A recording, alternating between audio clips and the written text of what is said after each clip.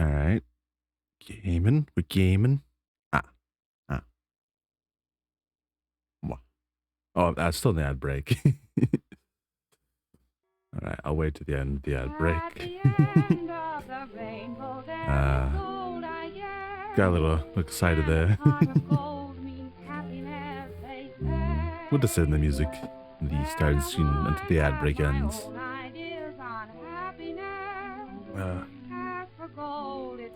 Sip a bit of tea.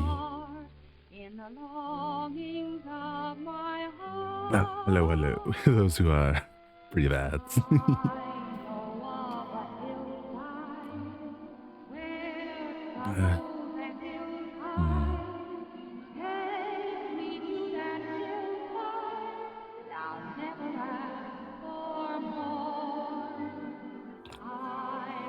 It's just no ad club here. Sipping my tea, I tell you. Yes, I was.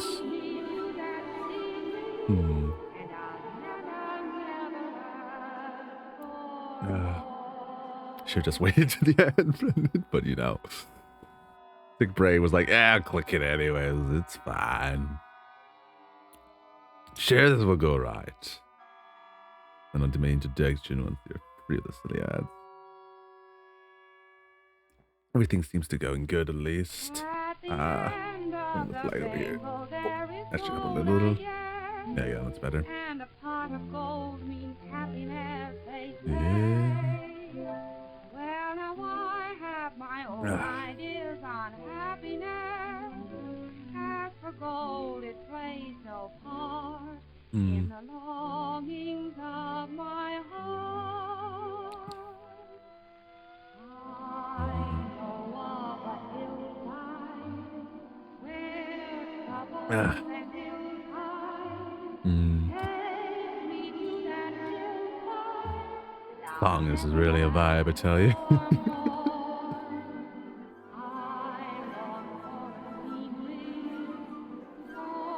All right, finally free from the ad. Hello, hello, welcome everyone. We're going to be playing HPL Nyarlathotep Rising, a Lovecraft RPG, text-based RPG that I found last night, honestly, accidentally, and I was like, I need this in my life. I want to play a text-based game, and this one has been scratching an itch that I've been having all week, which is a Lovecraft hit. I've been playing a lot of games, and I tried it out briefly last night to make sure it was functional and all that, and it seems very good. I'm gonna start a new game. I tested out Mark Jackson for the starter one, and I will continue using them because they seem like a good starter one. Alright, let's start with Mac. A little bit of madness in the morning. We'll do the other two. Oh, I don't know. I like this game a lot, but we'll see how many streams I... Yes, confirmed. This is my progress, that's fine. Just a test anyways last night, just to see if everything worked well and I understood the basic controls. Hey, Angel. Oh, yeah, zoom in. Blah. Thanks for the water. Good to see you. We're playing a bit of a weird game today. Good to see you, Angel. Do you like Lovecraft horror? Or inspired, I guess, off his mythos would be more accurate. I much prefer what's inspired from his work than most of his actual work, honestly. Well, a few exceptions, of course. I have a few ones I really like. I do, yes. Don't get me started. Well, this is a Lovecraft text-based RPG. Alright, let's begin. Very cool. It has very beautiful diegetic UI. And a lot of reading by me gonna happen. You're Mark Jackson, 33 years old, a veteran of the Great War. The conflict was 10 years ago now, but it left a mark on you. Now you're a solicitor, a carefree life, quiet, even lonely. But a chance event is going to change that. You're about to learn things that man was never meant to know. See impossible beauty and the raw stuff of nightmare. To face a terrible threat and risk everything against it. I am doing mostly well. I am a little under the weather, though. That's why I streamed so late today. I slept way in. I was like, I'll go back to sleep, get a few hours to fight this bug or whatever, and then I woke up and it was like 4 or 5 in the afternoon. I'm like, oh, well, I guess I missed stream start, but oh well.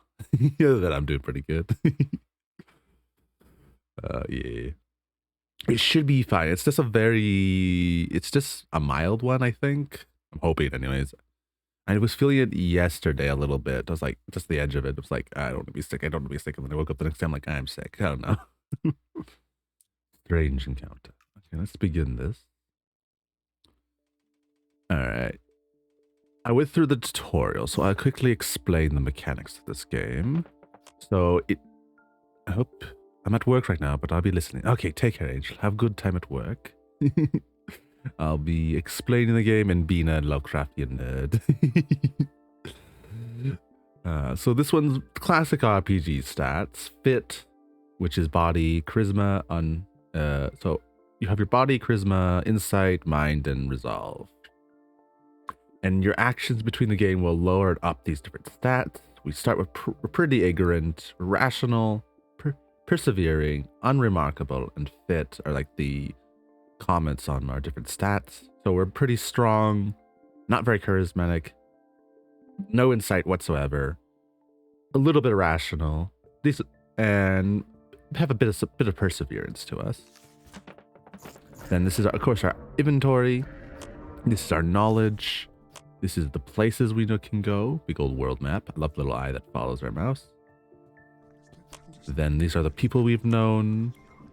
The people we meet will show up in here. And this will also, locations we know will pop up here. And then last but not least is the settings, which I've already set up to my liking. Oh, I did not mean to go back to the main menu. And lovely intro song, but not right now. It's a very beautiful UI. Oh, thank you for the follow. Lo-fi_247. Good call, I approve. And hey, Zacchaeus. And hey, Bisky. Good to see you. Okay. A family. Thank you for the follow. Hope you enjoy the stream. Lo-fi247. It's a Sunday evening, September the end. Hey, Bisky. It's a Sunday evening in September, the end of the British summer. You're walking over to your parents' house, a family home on a gracious Cavendish Square in the heart of the west end of London.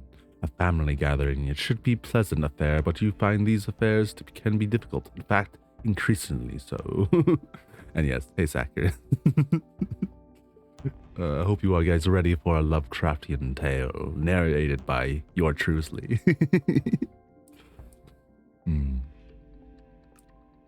Continue. Okay, let's hope this doesn't bug like last. Okay, good, it did bug. Last time it bugged right. It bugged the next page afterwards, and I couldn't choose anything. I had to start the game again.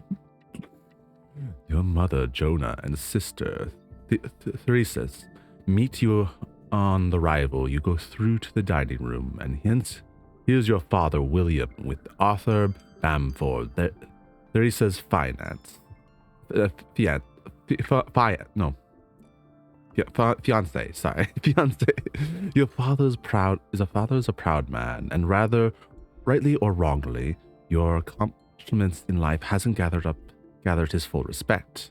There is a clever, always loving mother, too, although she's careful not to contradict your father. Arthur's a rising star at the Board of Trade, a good match for Teresa, surely, but you find him arrogant, and in fact, he seems to ignore you as you enter now. Here, who do you gravitate in your room? So this is where the game, you start choosing. I can choose any of these family members to essentially, I think, improve my relationships or at least talk to them. And then these are all the new information over here. We got all the context of the people we just met and 2 places, our house and London. And also, how is everyone doing? How is Bisky and Sackers? I love to hear how you guys are doing. Hope you are doing well. I sound fine, actually. My cold is not very affecting my throat yet, but I am feeling on the tired side. This game's gonna have me a lot of reading. I'll try to keep up with chat and I'll try to switch between the two as much as I can, but there might be a little delay just because a lot of reading. There's a lot of rating. But yeah. Some things will tell you what this will give. This one obviously will give us +1 in all things. But I'm going to build up relationships with our father, I think. Or is there someone else I think guys think I should? Should I go with my mother, my father, my sister, or my sister's fiance? Fiance. I think it'd be good to make some relationships with our father. Mother is pretty. If you go, okay, I'll show you. If you go to our relationships, he's about kind of tolerates her, impartial to our existence. Our mother trusts us. Our sister is tender towards us, and our father's familiar with us. Formality. So there's this little tidbit on them. So description: your sister's finance, astute accomplishments, a rising man at the board of trade, but perhaps too sure of himself. Has Teresa made the right choice? A good choice? Describes your mother, 58 years old, loving, sharp-eyed, active in a dozen societies. Her love is unconditional, but her outward support can be occasion be affected by her need to keep peace in the family. Your younger sister, 27 years old, clever, curious, free-spirited, still living at home, a working woman, a journalist at the magazine, has had several romantic attachments, but there hasn't been judged suitable by father.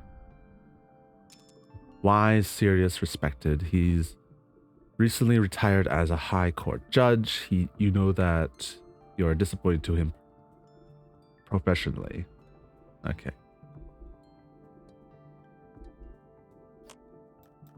So I imagine these relations will affect how we go on.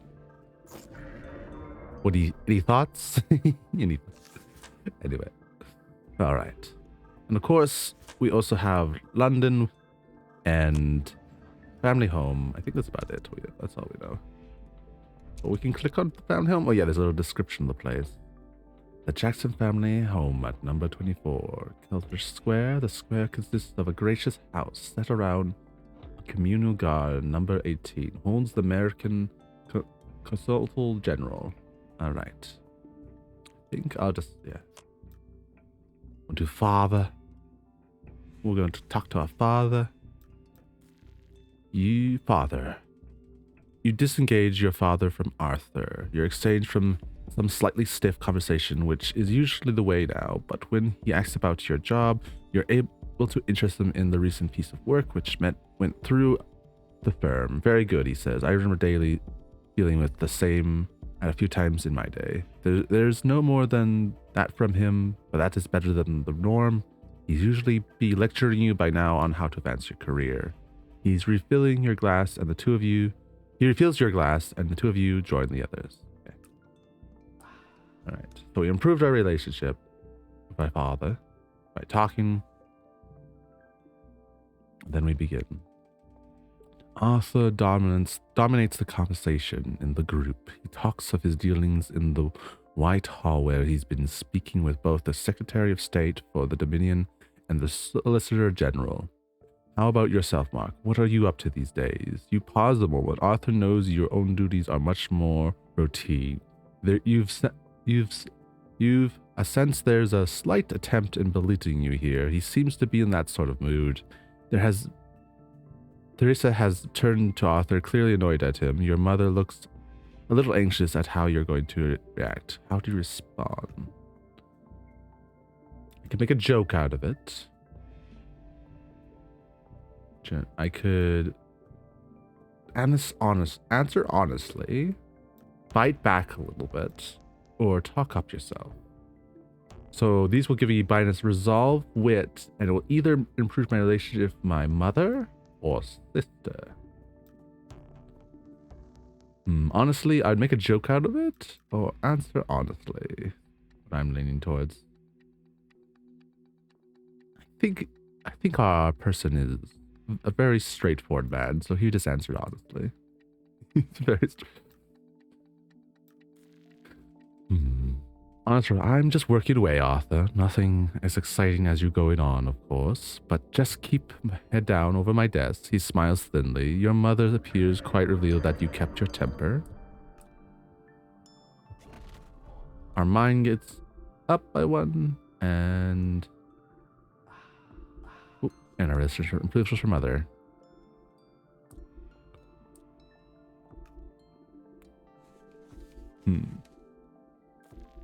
But now Arthur is in full flow. I say we're a tremendous climate for the country. To push ahead now, just hope our new Prime Minister, Mr. MacDonald, chooses his friends abroad wisely. He checks he has everyone's attention. Many of us in Whitehall feel the solicitations can't be trusted with the foreign policy or their soft-hearted approach to the unemployed and the veterans. We need to be tougher, eh, Mark? Arthur's service in the Great War was at a desk, yours at the front. He was trying to provoke a reaction. How do you respond?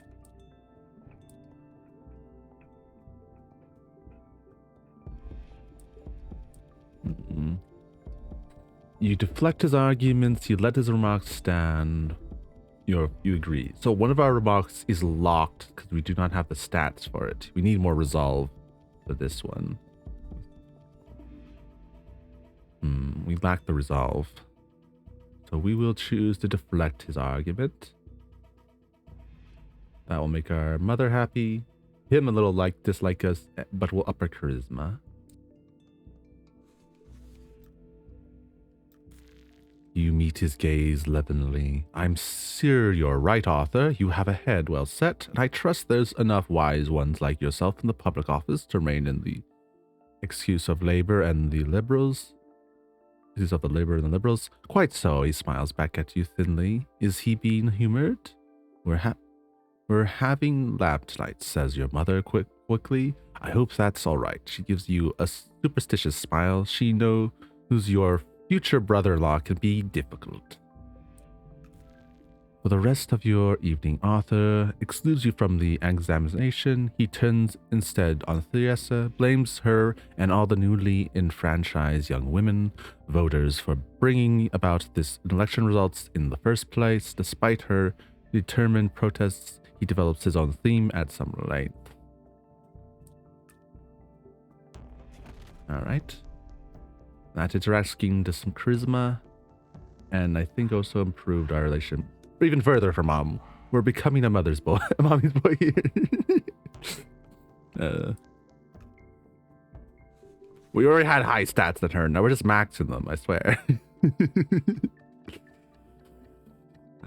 It's not far from home. You walk accomplished by the hum of motors, cars, buses on Oxford Street as you cross into Bloomsbury and to Russell Square.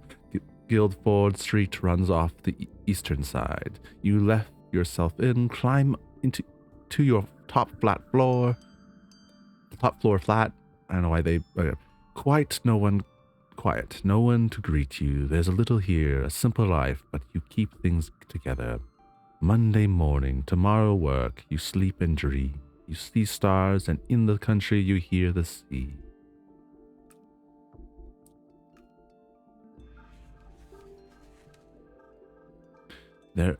Intruder. This might be the start of it, or the end. A man's voice. There in the bedroom. Oh, you open your eyes. He's outletted against the window. It's freezing cold in here. Like the worst winter, you rise. He wants her, and she wants him. He scratches at the still with a blade. You take a step, and as you do, he moves to you remarkably swiftly, levels the blade at your throat. Do you try to prevent? I think this is a typo. I think because it clearly said him, and then it's switching his pronoun to her. Or either that, or we're very confused at what this person... I don't know. This one kind of... It says a man's voice, and then her pronoun. But whatever, her intention. I read that before, that confused me, just because of the consistency. Oh well. I assume that's a typo.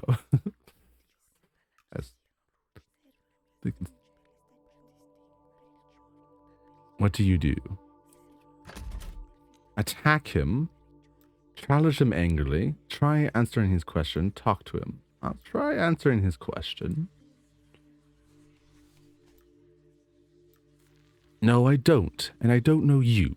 Don't you know what you're talking about? You watch the blade. You're almost shivering. The cold and it's almost too much. And there's a thick smell, the smell of blood. That's well. Don't his face seems wrong somehow, like an approximation. He wants her, and she him. She is too to bring him here. You will stay away. Now you press him. Who are you? How did you get in? I said what I needed, and I've seen you now. He brushes past you, walks from the room. After a second, you follow. Is this the man we see? I wonder. Because that's definitely not us. What an unassuming fella. Except for the knife that she put to our throat.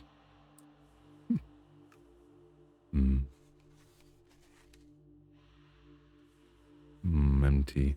But though you're right behind him, the corridor from the room is empty. No one's here and the front door bolted.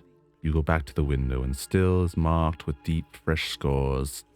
Shaving lies on the floor. You pace and you look down into the dark street. You sit slowly, the cold dissipates. But the smell lingers still. We getting an insight from that, I'm guessing? Yes, okay.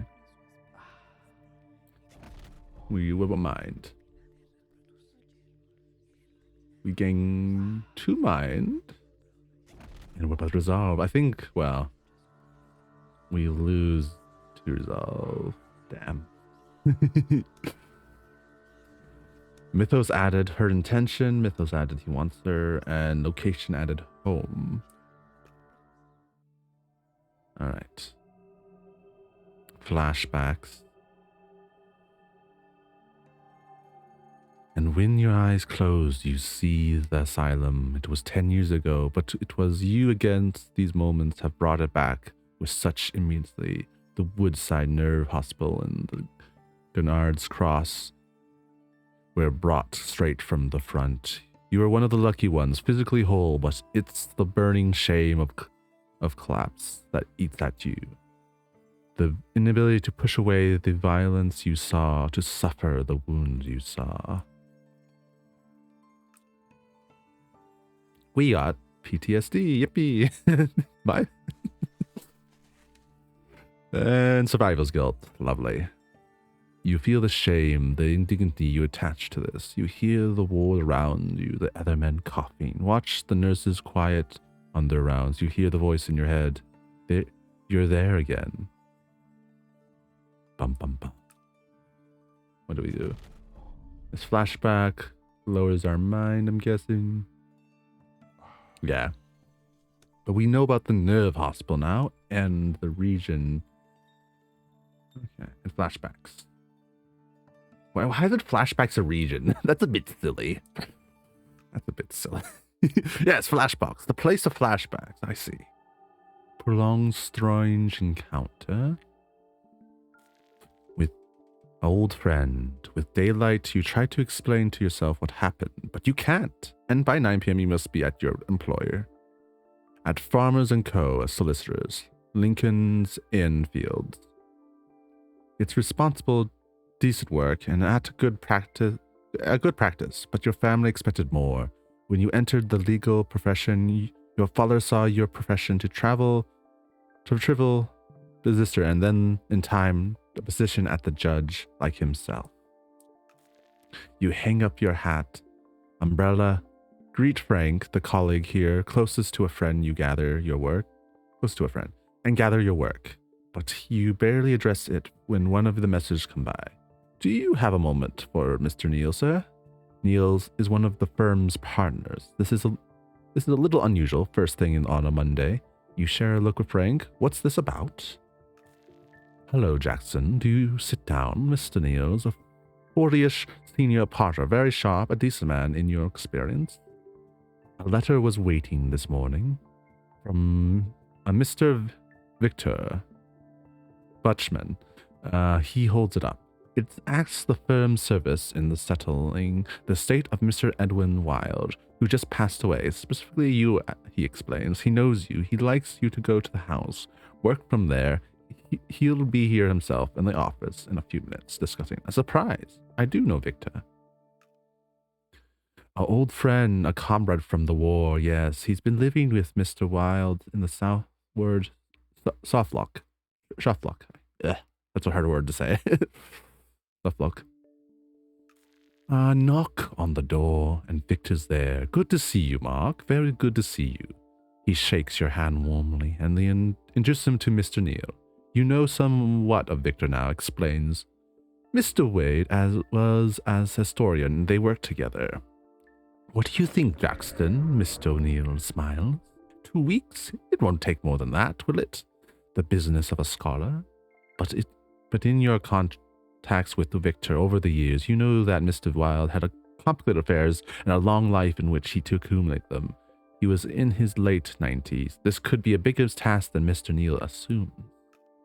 How do you respond? We only really have a choice there because we are lacking the resolve. We have no resolve. We're a spineless fool. And this will bite us in the butt, I'm sure. Yeah, we've like two. We're despairing. We're despairing. We're very organized, though. And we're fit, agreeable, a little unaware, but despairing all the same. All right, we only have one choice. And this will lower our mind, but increase our charisma. You agree with his timings? Yes, sir. We should assume this estate in relatively manageable. I'll plan to wrap it up within the fortnight. Good, says Mr. Neal. And good luck there, Jackson. Good to meet you, Mr. Bushman. All right.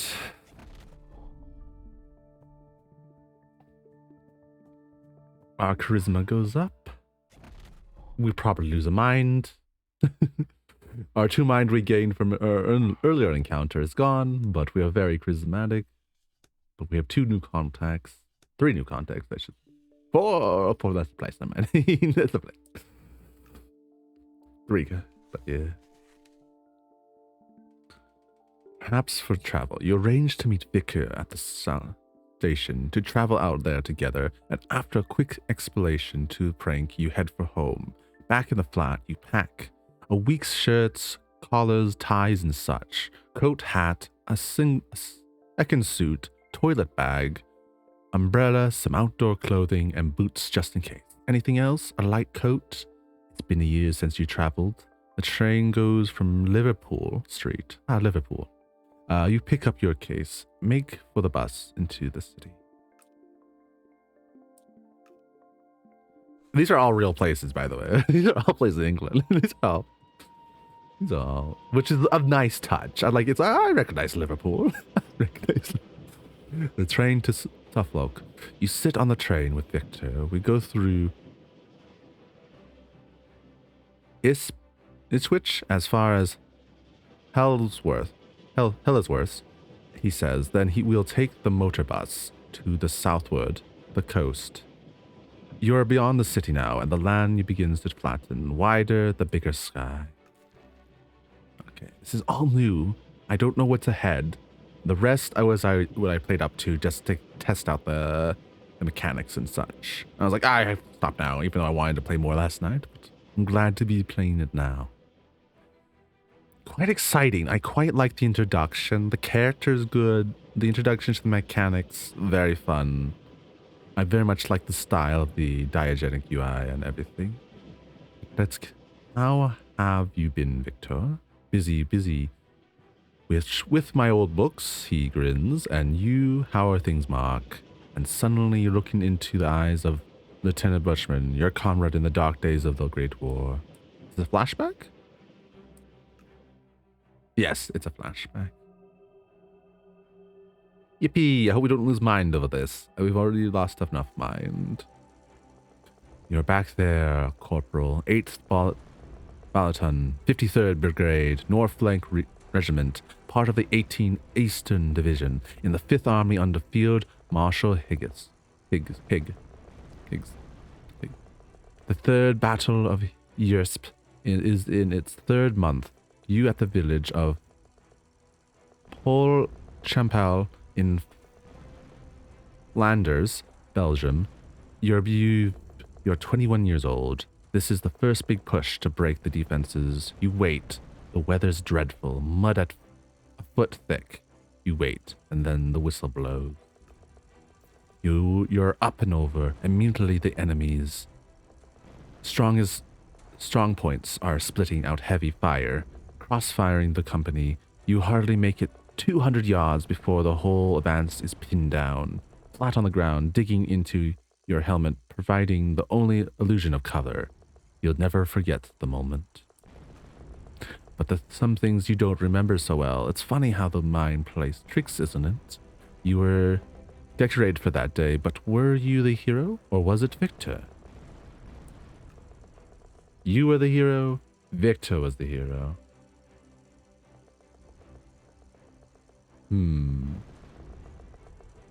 I think we should choose. I mean, if we don't remember, try yes being the hero. Why not? What does this mean? Oh, we got some gunshots in our page. Lovely. What does this mean?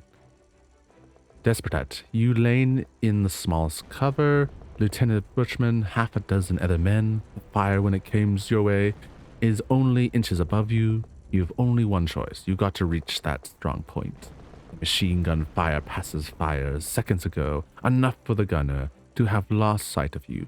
You glance at Victor and he knows. Jackson, don't!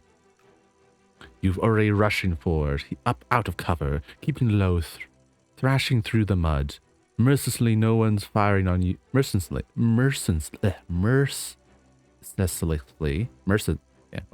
Yet.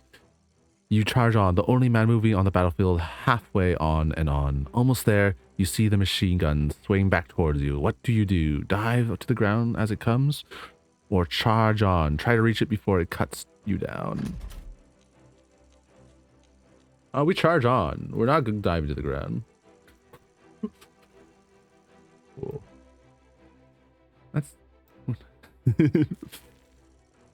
If you don't keep going, you're lost. The Maximus tracks you as you come. The nose is tremendous. A blow to the head throws you down. The grunt somehow, you're up and running again. Blood in your eyes. You hear the loader shout. You that close, the gun's jammed. Pistol shots. It's you firing. The bullets go through the slit and you've a grenade in your hand. Post it in and fall just as the world blooms over you in aura of noise and color. And the next thing you see is Lieutenant Butchman. He fixed a bandage around your head. You were lucky, Jackson, he grins. Anywhere else, that would have been your lot. He was good to you. Some thought him strange. He could be intense, lost from others. The two of you share that, perhaps, and the army's not a place to stick out. You never met someone who could put their mind to something like that, like him. It was him who got you the medal, who moved your way home, got you into the hospital in Buckinghamshire, and when he came to see you there, it was Mark and Victor. You've stayed friends. It will be a good time to spend some time with him. It will be a good time to do him this service. All right. I think we lost some body from that. Yeah. Lost 3 body. What did we gain? We lost a charisma. Interesting. But we gained some resolve, which we desperately needed.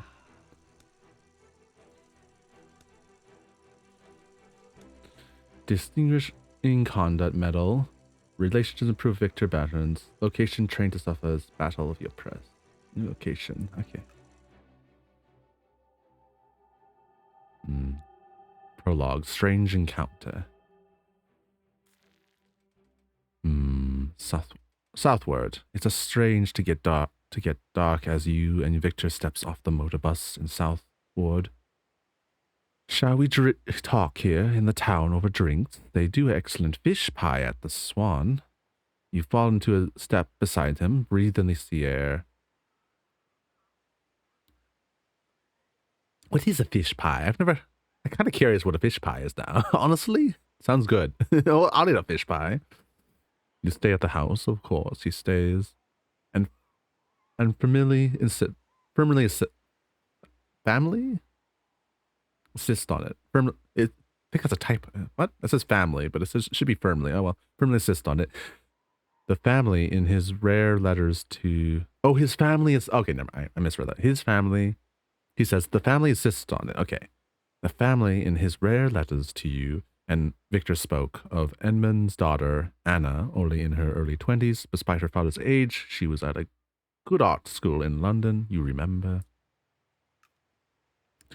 He hinted at a romantic attachment, but it wasn't quite clear. Southwards, a pretty little seaside resort, the sunset cast its last rays over the front, and the houses and the pier, while on landward side, the flat heathland stretches away. Here it is, he says. You enter the public house. Sit, take beers, and gaze out at the darkening sky. Where do you steer the conversation?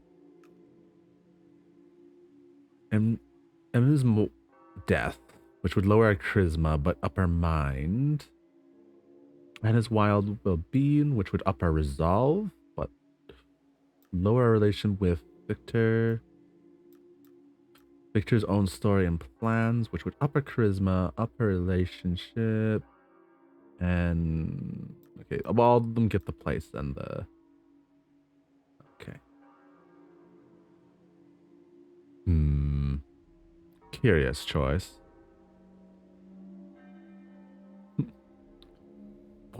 What are the thoughts? Any good choices? My gut wants. I mean, this one would. There's no negatives to this one. This one lowers our relationship, but gives us resolve, which is nice.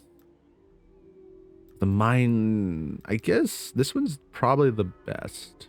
Least negatives. But I don't know how much charisma we need, honestly. So we're well, agreeable, unaware, calm, and persevering. I guess we could take the charisma. What do we got? Items? Oh, we got the distinguished medal. Knowledge. What knowledge do we have? We have, he wants her. Okay, we got these. The two things we've ran in the counter. What do we have here? The flashbacks. Charge, desperate attack. All the different places. Nerve hospital, okay. Suffolk, London. Well, in London, what do we know? We know about the train to Suffolk. And that's about it. Okay. People, we can look at people's. We've already read this. We lowered our relationship a little with him. Your comrade in Norfolk, right? In the war when he was an officer, 36-year-old, BA, MA, Cambridge, anthropologist with interests in language and folklore. His parents lived in Calcutta. His father works for the Indian Audit Office. Your mother, 58 years old, loving, sharp-eyed, active in the dozens of... Oh, we've already read that already. Yeah. I read our sister one too. A father we read too. Not read E. James Neal. Senior partner at your workplace. Spurrier and Co. Law offices in London. His age is 40. Very knowledgeable, astute, and a decent man. Frank Young, your co-worker and at Farmer Co. And your hope, your friend. And you hope, your friend. 36, quiet, dependable, serious. All right. I think that's a little description on Famicos. This is looked in. The square was laid out in 1618 to design made by Inigo Jones. Neat. More about the streets, the places we've talked about. I don't think that's important right now. All right. Southwards, a pretty little seaside resort. The sunset casts its ray over the front. The house and the pier. While on the landward side, flat Heathland stretches away. Here it is, he says. You enter the public house, sit, take beers, and gaze out at the darkening sky. Where do you steer the conversation? Oh yeah, we read this one. I think we'll do Victor's story and plans. That seems the most straightforward and only positives here.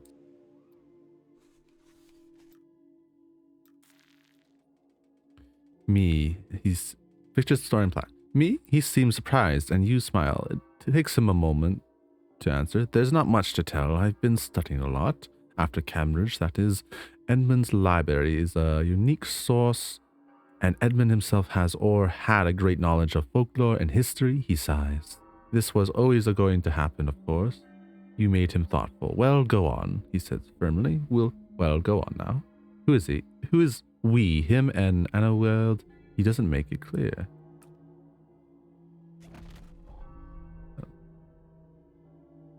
Okay, charisma goes up.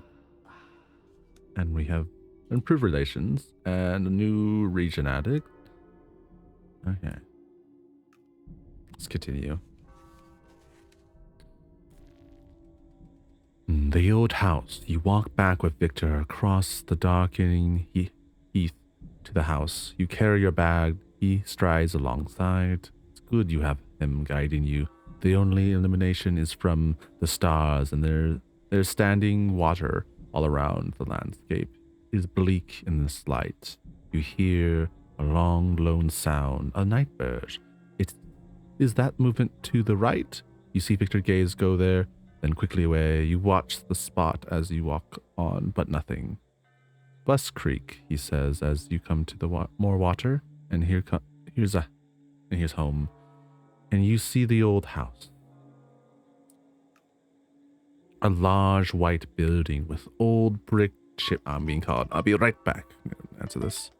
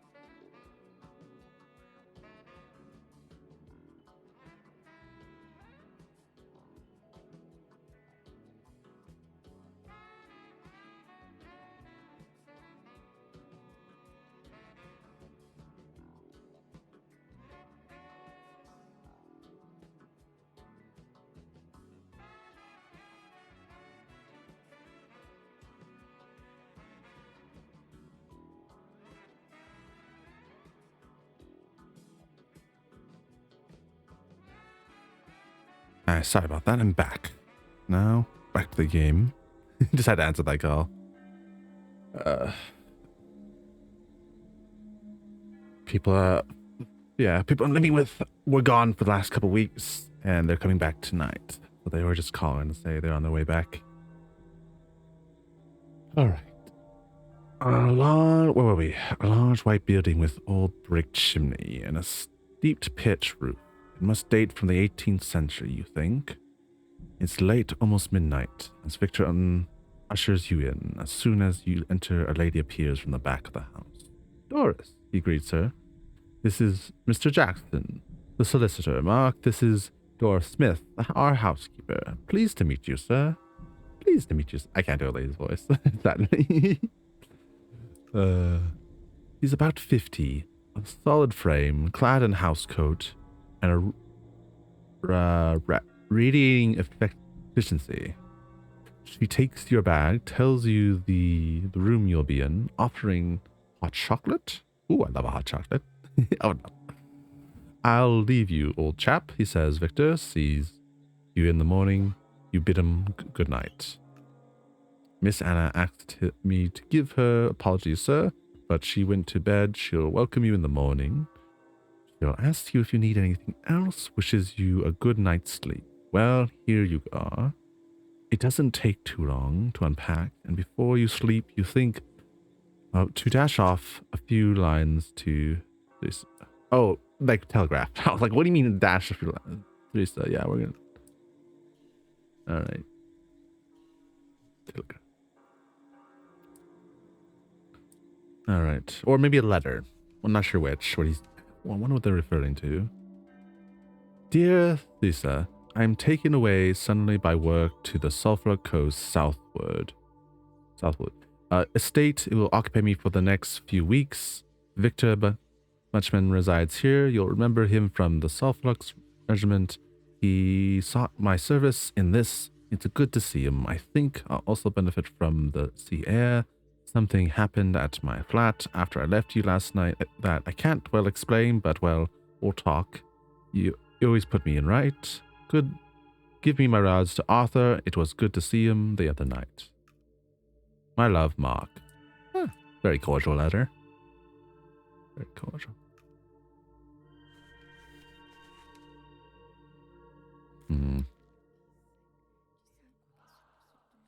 Ooh. Chapter 1. Unveiling the Estate. It's so quiet here. Out here by the sea, silent. What did he mean to prevent her? To prevent her intentions? Who was he? The real question may be why you think this must make any kind of sense. What you do, you feel a story being told.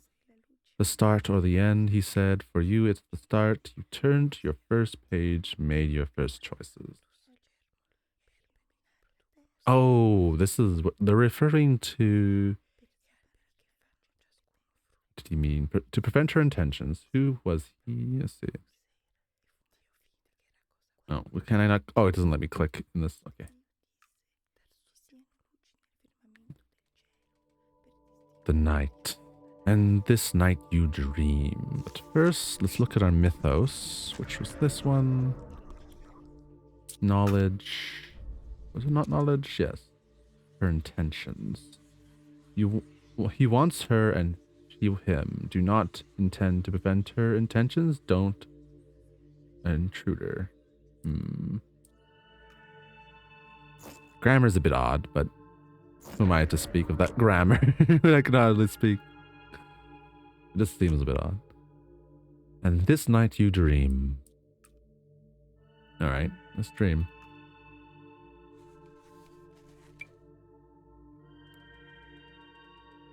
Dreaming of Victor. How romantic. I know not.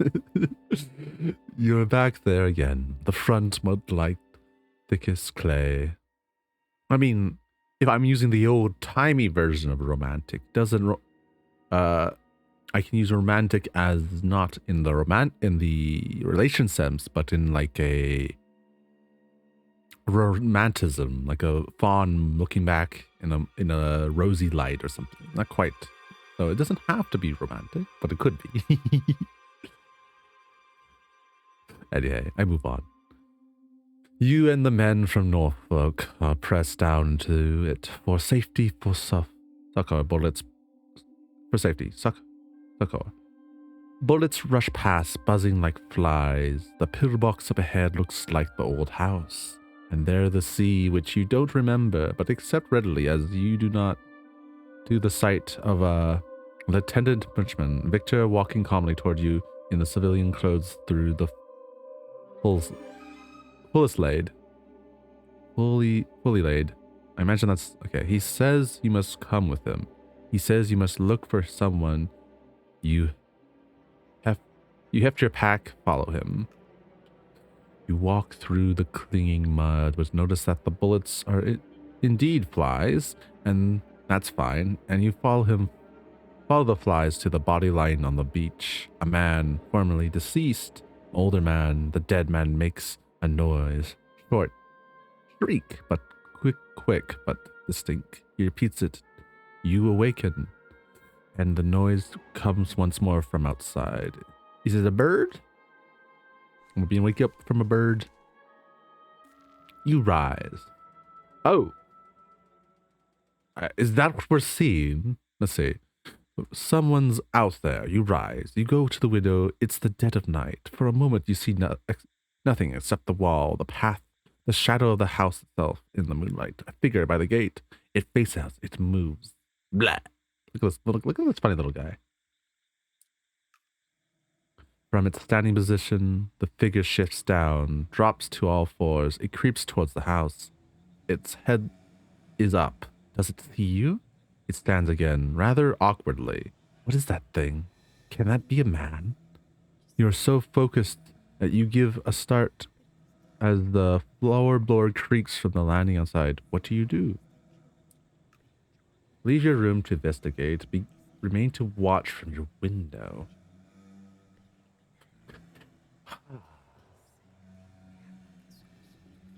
I assume the creaks is just the other residents of the house. I'm more worried about the man outside.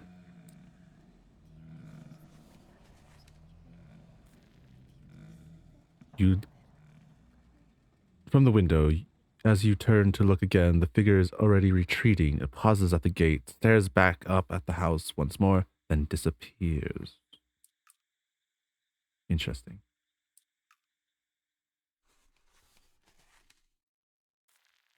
You catch the lightest footfall on the landing outside. That too recedes. Did we gain or lose resolve for that? Oh, we lost 2 resolve? Ugh.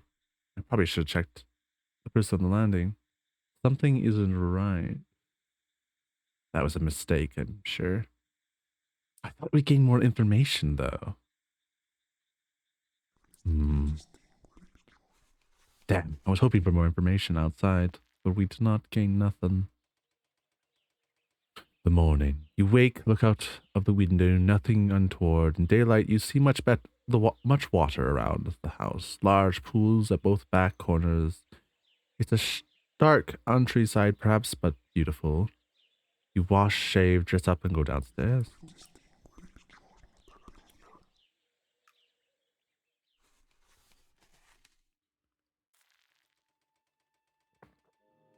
The day of inquest. The stone-flagged breakfast room is by the kitchen in the oldest part of the house. You bid good morning to Doris, and then to Wilfred Morgan, a jolly-looking fellow. Handyman and gardener, says Doris, as she hands him tea, so he claims. Driver too, he adds with a smile to you. You learn he and Doris both live in the town, but are always early starters here. Wilfred in his mid-60s with a springily warm manner that suggests he'll probably be at this table in 20 years' time. The two of them are dressed formally. Wilfred is driving everyone into southward for the inquest this morning. Victor enters. Wilfred goes to see to the motor car, and in the hallway you hear him greeting Anna, and with a quick clip of his heels, she's here. Slim, a straight black dress, court shoes, a small black hat with veil. So this was one of the... So we've met all the 3 players we could play as, she being one of them, and our friend from the war being the other one, I believe. So least 3 we could have chose for, but we chose the veteran. All right. Victor assures you, and you tell her how sorry you are for her father's death. It's very good to see you, Mr. Jackson, and thank you so much for your help. I'm sorry to abandon you like this. She glances away. Victor, will you show Mr. Jackson the papers and where he'll be working? She turns back. We'll miss lunch here today, and I'm afraid, but Doris has left you cold cuts, she smiles. And soon you're alone. You go to the upstairs room that's been put at your disposal. There are box, files, and some profusion. You scan will itself, which is evident it is witnessed by Wilford and Doris that the extensive papers. Matters have been neglected, business tangled, stocks, shares, properties, some monies owed, some debts, organization to notify, letters to write, answer to receive. There's a lot of details to manage here to curate the health of the estate, but you gauge it could be so the day passes. At 5 o'clock, Victor and Anna return, and you are introduced to the family physician, Dr. Robert Hay, who's with them. Anna looks pale. I hope you were able to make some sense of things here, Mr. Jackson. I'll need to retire early, but Dr. Hay's given me something. I'm sorry I won't be able to join you for dinner tonight. You brush off her apology, hope she can rest. A little later, Dr. Hay catches you alone. Anna tells me you are a friend of the family, Mr. Jackson. I'm very glad you're here. You will just keep an eye on her, won't you? Of course. Anything I can do. At dinner, Victor tells you what happened. It was satisfactory. He says quietly, Victor was death by misadventure, almost a kindness, I think, not to return. Suicide, a good thing. What? It was... Oh, ad starts in a moment. Guess we can start a break soon. I'll finish the page and then I'll switch to the ad break screen and I'll share my thoughts if anyone has any. I would love to hear anyone else, others' thoughts on the story so far. It's very strange, very interesting. Excuse the coughs. The satisfactory says quietly the verdict was death by misadventure, almost a kindness, I think, not to return suicide, a good thing. All odd thing, surely. It certainly is. He's unhappy anyway. The funeral will be this Monday, and he can start to put this kinda 6 day. Okay. Maybe my poor rate. Oop! Look at that break. I don't know if it's my reading comprehension, but this is a very strange sentence. Oh, and there's a bot. Lovely. Right as the break hits, too.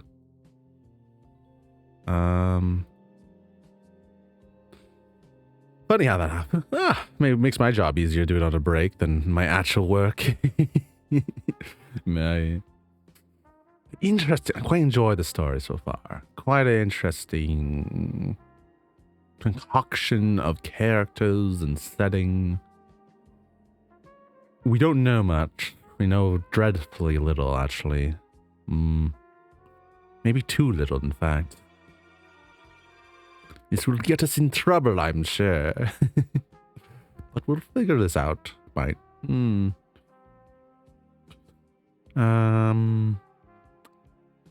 What are my thoughts?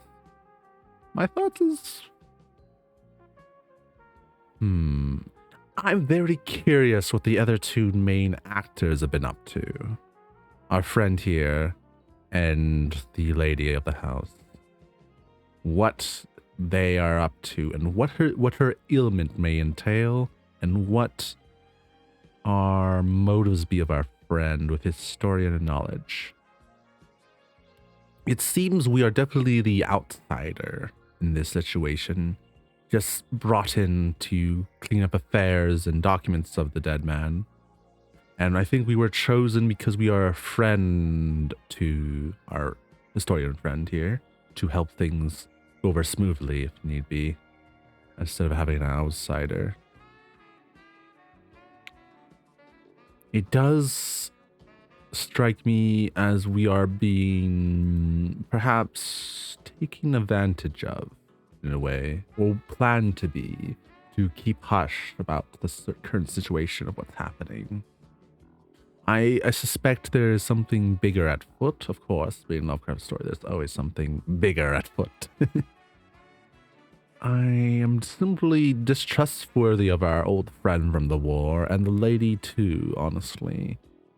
For him and her wanting each other, we're not sure who is he or who is her, but I can safely assume her is the lady of the house, because we've not met another lady of importance. But the him is a bit of more of a mystery. It may be our dear friend, and there are two relationships together. I actually almost suspect it to be, yeah, that'd make the most sense, and we are warned not to intrude their relationship.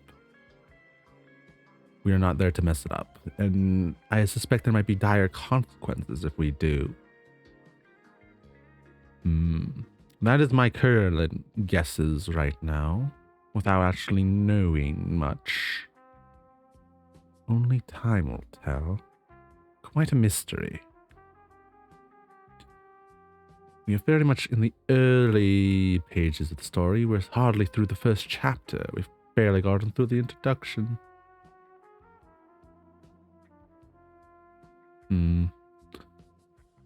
Yeah, Victor Butcham, yeah. A comrade from the Norfolk Frigate in the war, yeah. He is highly suspicious to me. I do not trust our dear old friend from the war. Our soldier might, but I, as the player, reading does not. I suspect he's up to no good. Or no good for us, at the very least.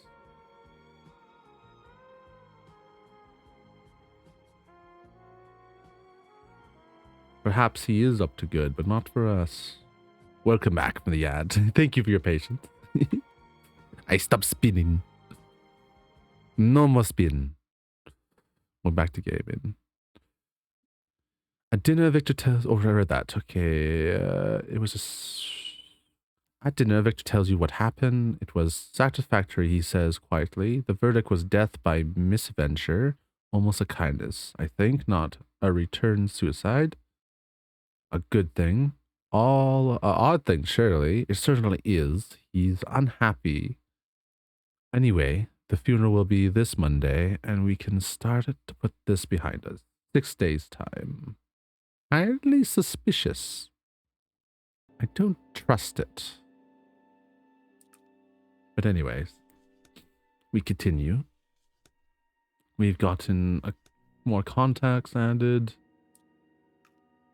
No choice was there to be made. The next morning, you need to ask Victor about some points. Solicit the membership's positions and need decisions and correspondence. He's in the library, bids you come in. The collection of impress. Hundreds, no thousands of books on the shelves. You look. Many seem to be of Eocentric subject matter, folklore, myth, and magic in all languages of all ages. There's a big work table scattered with texts and papers, several lockable bookstands in polished mahogany. Sorry, a great lectern? And a great lectern. Victor smiles at your interests. He draws your attention to the volume he has out. Bestiary of 200 years old, handwritten throughout, and with the woodcut pictures. He does his best to answer your question. He says he and Emben didn't much discuss these affairs. At one point, he rises into the adjacent study to find some addresses that you need for learned and occultist solicitations in London. Edmund's diary, you recognize his hand, lies open on the table, and a journal of Victor's. He was working in it when you came in. You gaze at that. It's written in the next script and Illustrated, there's a sketch, a creature, a flight of imagery, emaciated but huge, a mockery of man. I say, but a surprise. Perhaps this isn't just the sober scholarship you assume. Do you rotate the journal, grab a closer look at the moment, or leave it, await Victor to return? Ah, I can't look at it. I lack the... Oh, my resolve has been tarnished. Oh well. Oh well. Damn, I wish we would... I don't think we're going to get the good end with our poor resolve. Damn, I didn't realize resolve would require such a viable resource in this. You look away from the papers, purse your lips at your own reckoning. You growing list of tasks, and a few minutes later, Victor comes back into the room. You get what you need. He has a large envelope. Let's go to the drawing room. Do this there. Too much clutter here. I must take care of that. Do my bit too. You gather your own paperwork and join him to finish your business downstairs. A body? What affected our body? Why did we lose body? That is very strange. I don't remember anything that should have affected our body. But our mind grows stronger. Oh. As you make your way back upstairs, Anna appears. Oh, Mr. Jackson, there you are. She wears a silk printed dress, looks quite restored. I wonder if you could sit and talk now, just for a few minutes, perhaps if you're not too busy. That'd be lovely, Miss Wilde. She walks you through to the sitting room, then begs brief pardon, runs to ask Doris if she could bring 2 cups of tea to the sitting room. As she does, you find you're fussing with your jacket. She rejoins you. You must tell me of yourself, she says, of your family, and of your career. Do you like it? There's not a great deal to say. My mother and father are well, thank you, as is my sister, Lisa. My position is a decent one only, but my father was keen I follow him into the legal profession. Ron is dry to your ears. She doesn't seem to recognize that. I admire law very much. It must be so hard with so many judgments to make of all kinds, big and small. The responsibility, so revealing of psychology too. Doris brings the tea in. You looked at a framed photograph which sits there on the side table. It's of Edmund with Victor. They stand on the beach. It's recent. Victor looks just as he is now, but Edmund looks far too young for his age. It's remarkable. Anna's watching you. Your surprise must be clear. What do you do? Comment on Edmund's seeming youth? Avoid the subject.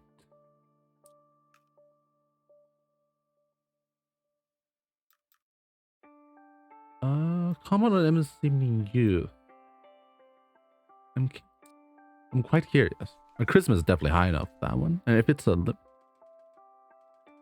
be direct. Your father would be 90 here, wouldn't he? He looks, I hope he's 60 or... Oh, father, was she giving a little frown, and you wonder if you offended her by then? She instantly brightens. Out of the ordinary, so alive, had such imaginative, driven adventure. I don't think he quite belonged with us here.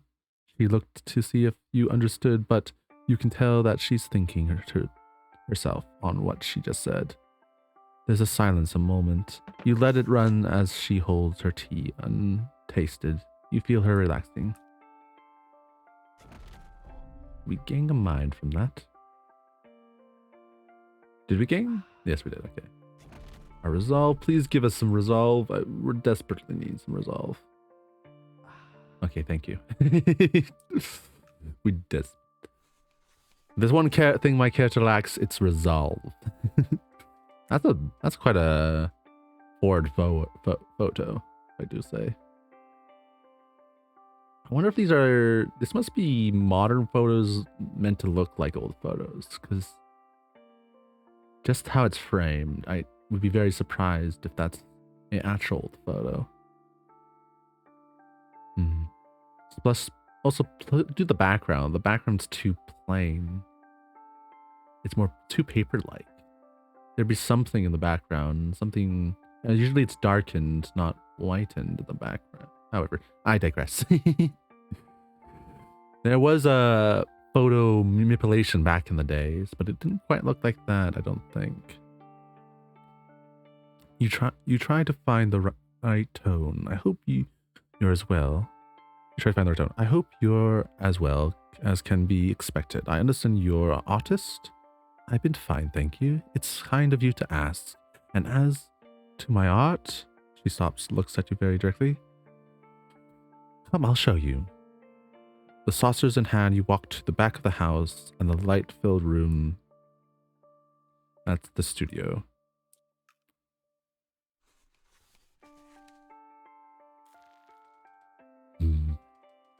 The canvases are stacked against the white walls, slotted in shelves, a couple of stands on easel, and what you see is so unexpected. These are wild, powerful, chaotic, fantastic images and landscape shapes and colors that are so strong, beautiful. And the depth, the dark of the canvas you're looking at holds indistinctive shapes, crouching, watching, insisting like unbidden thoughts. You try and square this with the artist beside you, piercing perfect. There's a study of a woman shown twice on the same canvas. The perspective is strangely and skillfully flattened. A self-portrait's very beautiful. I was working for a solo London expedition. She raises her eyebrow very slightly, but now.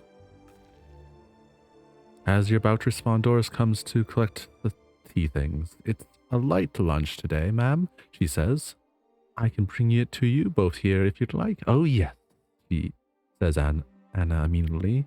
10 minutes, ma'am. Doris disappears. Doris never lets me eat in here. She looks really happy for the first time since we've been here. She starts to create a space at the round table in the corner, picks up a pad, pencils. You've become good at being alone, not letting anyone in. You were sure you could do it forever, but then there's no room for hope here, is there? There's... Our character is smitten with the artist.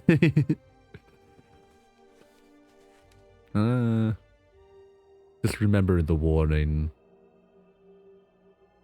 Dangerous. Oh, this is different. I used to drag father all around the London galleries and schools as a child, she says. I was quite dreadful, but I think he was finally proud. How do you reply? These are the best kinds of memories we have. I can bet you were truly dreadful. That seems awfully mean. I'm sure he was happy too. That you weren't dreadful and that he was proud. Let me help with these things. Okay. The first one seems the most straightforward. I'm sure he was happy too. That you weren't dreadful, and that you weren't dreadful, and he was proud. Yeah, let's do that. That seems the kindest. I'm sure he was happy. Yeah. It's a bit of weird phrasing though, for me anyways. Spoken like a legal professional. Each point me perfectly. She laughs happily as she asides things she's gathered, and then her expression changes and looks at you then and at the painting. They are exceptional. The colors, the mood, the imagery. I mean, your imagination. It's all. No, I think I think they're bright. I can't even imagine creating something like this. They're wonderful, a little frightening. They're admirable, admirable. That's such a weird way. They're admirable. Like, I don't know. It's a drawn out way of speaking. They're exceptional. The colors, the mood, the imagination. It's all. Let's do this one. Seems the most. Oh. You trail off slightly flustered. I can do better, she says. I know I can do. If I can just travel a little further. Okay.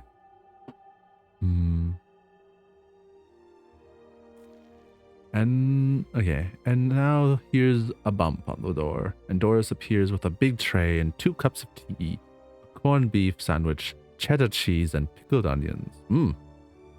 Pickled onions. Interesting. Sounds tasty. I'd eat that. Tray of 2 cups of tea, corned beef sandwich. I love corned beef. I have an unreasonable love of corned beef. I tell you.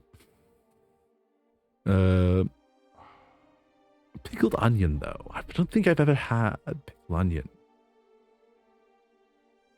Oh, we're losing resolve so fast.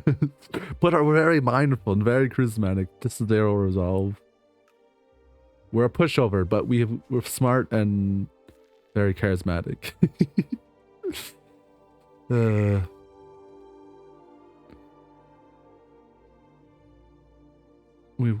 very smart about it. Actually, I want to see what it says about us right now. We are compelling and organized, but we are tired, unaware, and despairing. This is basically my stats in real life. Very accurate, very obtuse. Alright.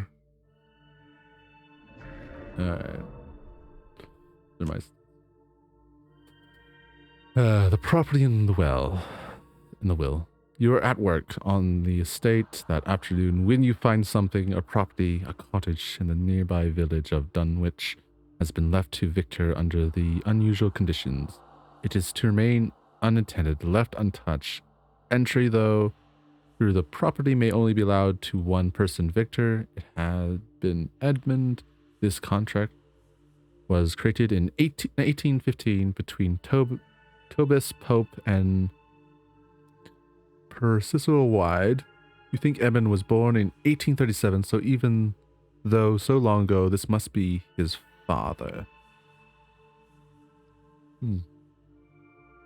Though the property not to... Though the property not to... That's odd as well.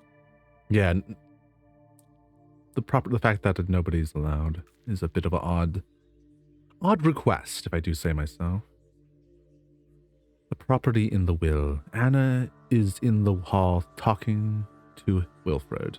No, I don't know father's own property in Dunwich. Could be. I wasn't close to his business dealings. You thank her. Find Victor, ask him the same question. He laughs. I think Edmund having a joke with us.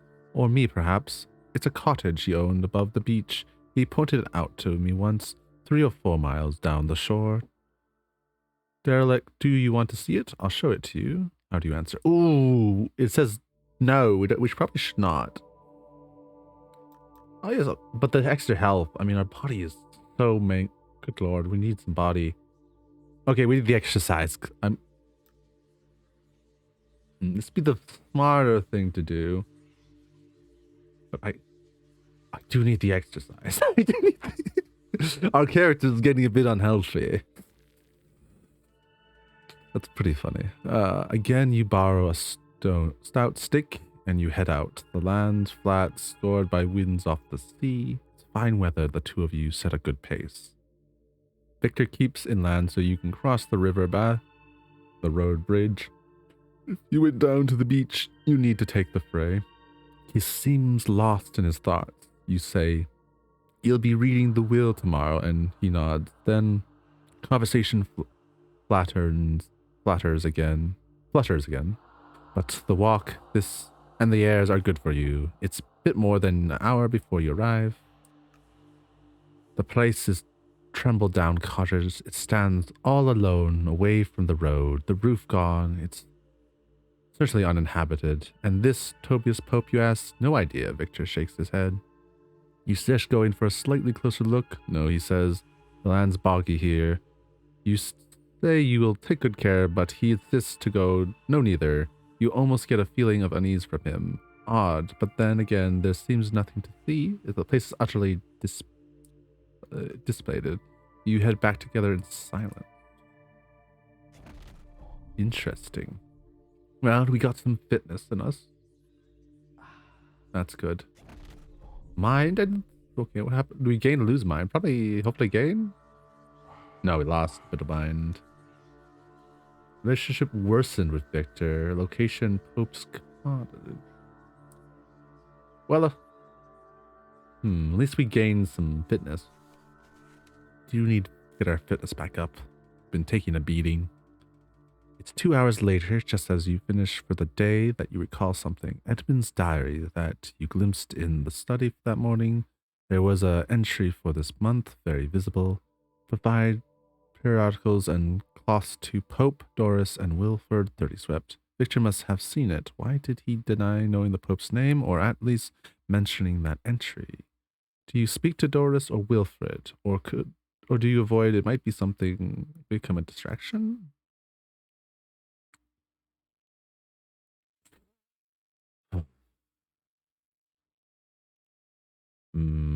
My curiosity gets the better of me, even though I know I should stay out of it.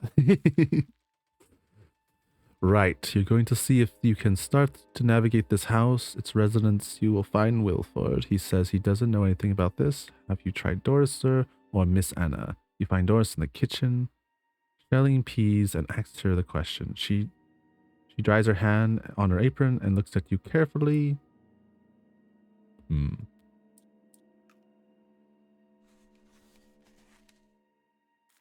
Doris looks doubtful as you explain what you've read. I'm glad you spoke to me, sir, but I'd rather not trouble Miss Anna now. What with all going on, I hope you understand, sir. Of course. You nod and thank her for the counsel, and she seems quite satisfied at that. You can see that she may not quite be ready to be trusting you. Damn, I didn't know well, is it a way to improve our relationships? I didn't see anyway. Did we gain mine from? I hope we gained mine on this mine. Damn it, we lost mine, but we should have gained resolve. Yes. Improve with Doris Smith. Okay.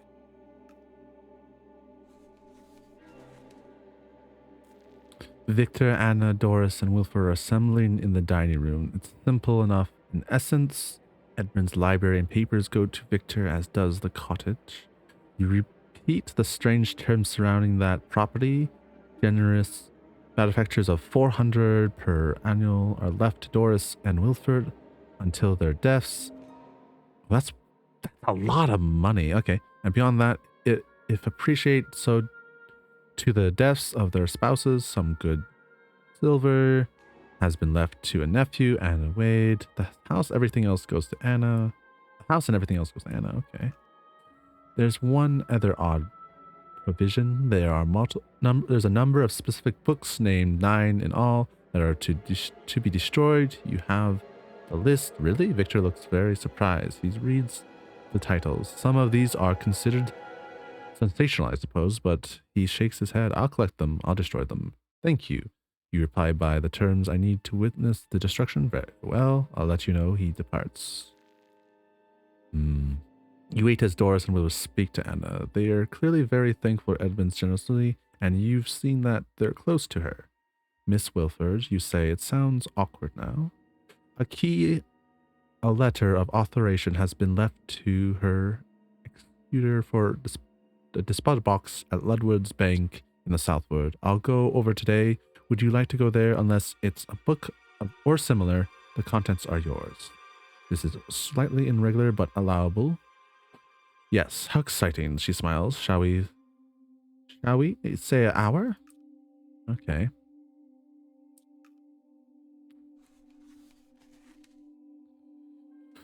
And an hour later, you step out of the motor car in Southward and open the door for immaculately dressed Anna. The two ladies stop, give their commemoration, and feel sharp intent as who you might be, but she very politely avoids satisfying their curiosity, and the two of you enter the branch.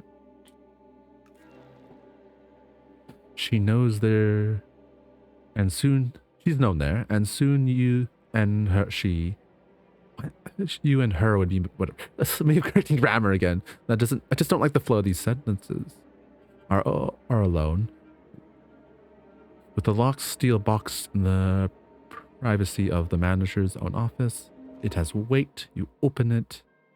Small black velvet pouches. 32. Okay. You empty one out onto the pad of blotting paper atop the desk. And I gasp. Treasure. A gold coin, literally. Treasure. You bend to study it. It's very old.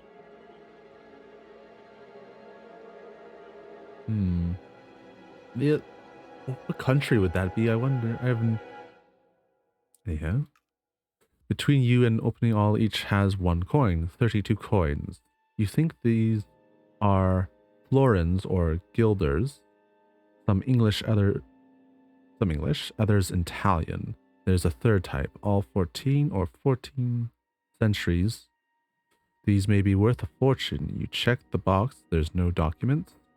Do you know where these came from, you ask? No. Would Victor know? I don't think so, and I'd rather he not know of this. You nod. There's new complementary between you, and you explain there must be a significant value that if province can't be power and proved that may be declared treasure trove. You seek proper advice, but very exciting. You smile trustfully. I was expecting more letters. She laughs together.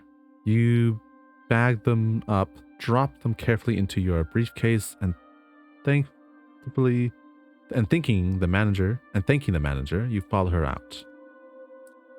Okay. We've got coins, we've got very interesting. Burning books. Damn. Hate to see the sight, but it is I guess you have to by law if you're like the legal person. It's like it is their property on their thing, but still I hate to see the sight. The next morning there's another odd little ceremony as Victor delivers the pile of books for destruction. All are old, some tattered, incomplete, some quite large. Most are easy to identify, but a couple, including a text with the unsavory titles of the cultist schools, are harder to do so. These are the right, no doubt, he assures you. The two of you carry them into the back garden, pile them in Wilfer's blazer. That looks like that's not a blazer. That's just a trash can, sir. It's a burning trash can. With a little patience, a little paraffin, they're going up. You stand with Victor, let him feed them into the fire. The next going is upon the smoldering remains of the last. One of them, the Book of Dazen, you read the cover, only burning after addition of much more fuel, even then unwilling and giving off a noxious odor. Ugh. They weren't valuable as such, he frowns, but all books are valuable. I hate to see this, but after a little more time, it's done.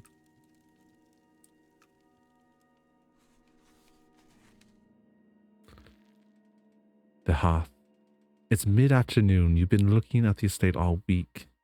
Its complexity, the correspondence, how this find of the gold coins it's going to need another 2 or 3 weeks' work. Anna seems revealed to hear this. You sense she's upset. Something's wrong. Can I help? Do you think we might walk? She asks. We can talk as we go. She's nervous at first, but then starts to speak openly. Starts to tell you things. I loved my father deeply, but he was a distant man, older than many fathers. He used to tell me these stories, scary stories of creatures hiding in the ground or in the forest. I loved them. You listened quietly. When I was 6, Mother became suddenly very ill. She went into Bethlehem Royal Hospital. I never saw her again. She died when I was 14. Father was unusual in some ways. He had great imagination, as I said. Retreating further into it in recent years, and have these dreams too. And she disappears suddenly. I'm sorry, I'm not making sense. You must wonder why I'm telling you all this. No, please, go on. A breeze crosses you. The landscape appears bleak in this moment, wide and forgiving. I think something very bad is going to happen, and now her words come in a rush. I think there is something afoot. We have seen nothing. The madness hasn't taken hold quite yet. We've seen strange happenings, but nothing of great insight. I've been having increasingly vivid dreams. There's a woman in them who sees me, wants me to come to her. She's trying to warn me against something I can't understand clearly. It's frustrating, but I think she's warning me against Victor. She looks embarrassed, deflated. I know this is awkward. You're close to Victor, but I suddenly very uncomfortable alone with him. As the estate keeps you longer, could you stay up here on weekends? He'll be your own. He'll be your own, you understand, the time that is. Do you agree to do so? Stay in the surflocks? Or do you say you must return to London? No, we'll stay. It's a request I can easily accept.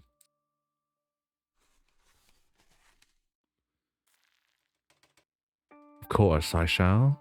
And she looks so relieved, as if a weight is gone from her. And you stay, and assist you don't work. And on Saturdays you walk with her on the hearthland beyond the southward, and she tells you of these dreams she has. They're real things, not disjointed like normal dreams. I've had them since I was 18, and the paintings are what I see there. That's where I am, wild and lovely and strange, and my attempts to capture it. What about the woman? I see her again and again, all the time of late. She's different, gives me attention. She feels independent of my dream, as though a stranger in it. The wind picks up around you. I told no one else this before, she says. Father, Victor, no one.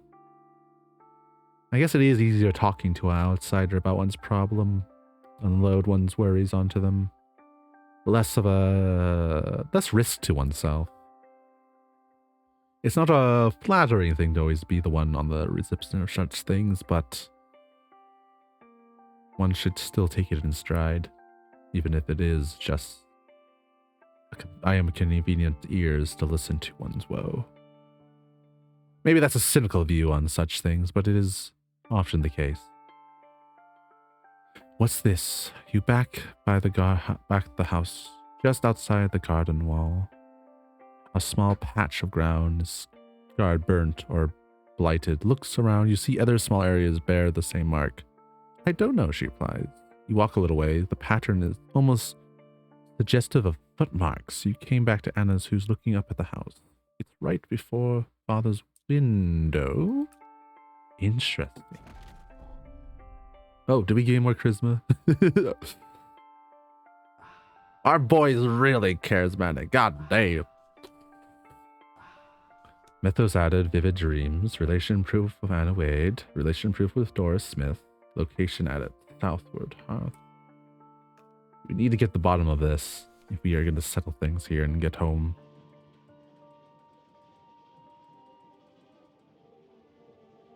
Actually, I'm going to quickly look at our stats before we continue the story.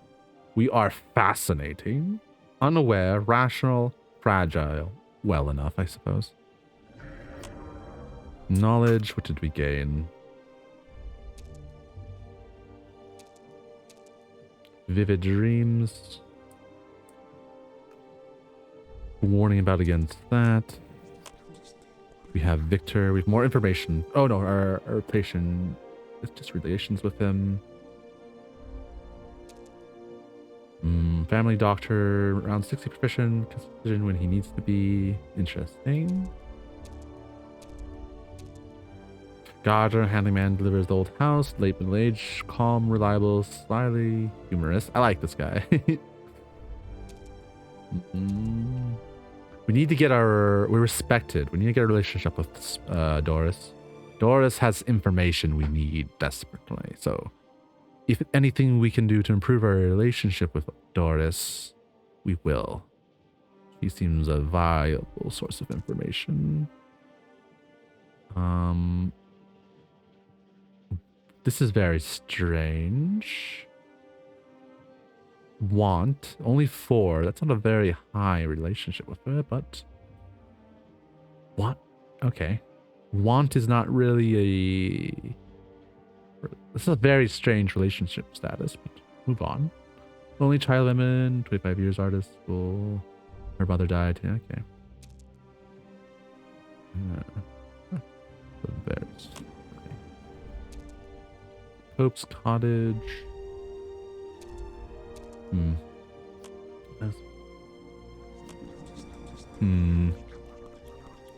Anyways, we carry on with the mystery. Travel to town together. On Saturday, you arrange a valuation of the valuation of the coins at Crystal's. Annie goes with you. The railway carriage is quiet. She's dressed fashionably in a slim knee-length houndstooth coat. I actually have no idea what that is, but sounds fashionable. Black gloves. You're in your best suit. You hold firmly to the briefcase with the golden hoard. She sits across you, alternating reading from Vogue and engaging you in conversation. Did you know, she says, looking up from her article, that it's fashionable this year for women to have a small head? You laugh, and then laugh again. I mean, sure. At which her expression becomes mock serious. And you forced to offer your opinion that has very little head. She has a very small head indeed. Okay. That's... Okay. Funny remarks, I guess. I'd rather like big heads. I don't know, I have no opinion on that. It's quite an absurd statement. The auction rooms of Crystal's mansion, a woods on King Street. Mr. Swinton, the coins and metals expert, is a dapper gentleman in his late 50s. You hand him the 30 different examples of coin, or the 3 different examples of coins. He looks at them with sharp interest, even as he pulls on his white lean gloves. He takes them up one by one. He's silent for some minutes as he specs them and then points in the eyepiece and studies them again under a bright lamp. You say these are 6 of each these two. He indicates the English and the unidentified coin and a full 20 of the other one. That's right. May I see the others, please? You pass them over and he specs each of one carefully in silence. Mr. Jackson, Miss Wade, there are very rare indeed. 6 England foreigns, 14th century, Edward III, 6 guiders, also 14th century, mint in Holy Rome Empire, and 20 Italian florins of the 13th century. You've astonished me, he smiles. Only 3 English florins were known to exist. May I ask if the British Museum has seen these? They haven't, but they will. In the absence of a title, he says, there must be reported to the coroner. If kept by a museum and no other owners come forward, and you may receive the full antiquation value of them, they might revert to your ownership. Okay. Goodness, she says. You're back outside. And then she asks you to come with her. I'm not listening to the crazy man who put a knife to her throat at all, are we? We're really getting ourselves quite in trouble and quite putting our neck out here, I dare say. But who trusts a man with a knife that appears out of nowhere with cold ice and smell of blood? Certainly not I. You walk into Mayfair, Old Bound Street, where she stops in front of a smart gallery. My dealer, she says, Thomas Agnew, I should talk to them. Would you mind? Anna. As you enter, a very well-dressed man moves across. So good to see you. I'm sorry to hear of your father. Hello, Conrad. Thank you, Conrad. Bella, this is Mark Jackson. You shake hands. Anna will, well, propose your show, of course. We'll find another date. Postpone your show, of course. We'll find another date. No, please don't, she says. You sense she's just surprised herself. We can move ahead. I'll like to go ahead. If you're certain, if you're certain, I'll try and have all the new works I promised. Thanks for the slime. Hey, Pixie. Good to see you. How are you? Hope you are good this morning. I am deep in the Lovecraft lore of this story. How are you? Thanks for the goo. Troubles are brewing, and I may be romancing so, and I shouldn't. And it may get me killed, I'm sure. I'm sure I'm poking my head where it does not belong, but where has that stopped me before? There's Lovecraft horrors at a foot, and a romance worth it? Yeah, honestly. A mysterious fellow will put a knife to her throat with ice and blood, smell blood appearing out of air and disappeared and such. Warned me to stay out of it. I'm not listening to him at all. But we'll see how my actions have such... What were the consequences of my actions, I should say. I'm sure this will not end terribly. Hoping we see some scary Lovecraft. We've seen too strange happening, but nothing concrete or truly otherworldly. Just the suggestion and such. She's our star, Mr. Jackson. He says her works are marvelous. Marvelous! They change and grow by the week. Exhibits will be a great thing. You'll work my words. I know it. You say with a firm nod. Get killed for some bit. Action worth it? Maybe. We'll see. Maybe, because... Funny enough, we started being very healthy at the beginning, but we've lost like most of our health down to 4. Our resolve is also, our resolve's been going up and down the whole time. We've lost most of our rationality, but our charisma is going up through the roof, I tell you. We're almost max charisma, and that doesn't go down, it seems. I'm trying to keep my resolve and health up. And insight, I've not been able to touch at all. I've only gained 1 insight this whole venture. So bard around. Yes, it's kind of funny. Our character is supposed to be like a healthy ex-soldier from the military, but who's now works as a solicitor for like legal papers and the such, and that's why we're brought to this estate, and we're trying to help a friend who requested us. We might be messing up our friend's relationship with this person just because she's feeling nervous, and I think he's up to no good. Our dear friend from the war. I don't know if we call this character man whore, but he's definitely smitten by this one lady for sure. And he's been like reading up all the self-help books, how to get his charisma up. I don't think our character has had a past relationship, or at least there has been no talk of it. I think actually he said, he's like, but wink wonk, let's see how our war-loved warrior will find his way.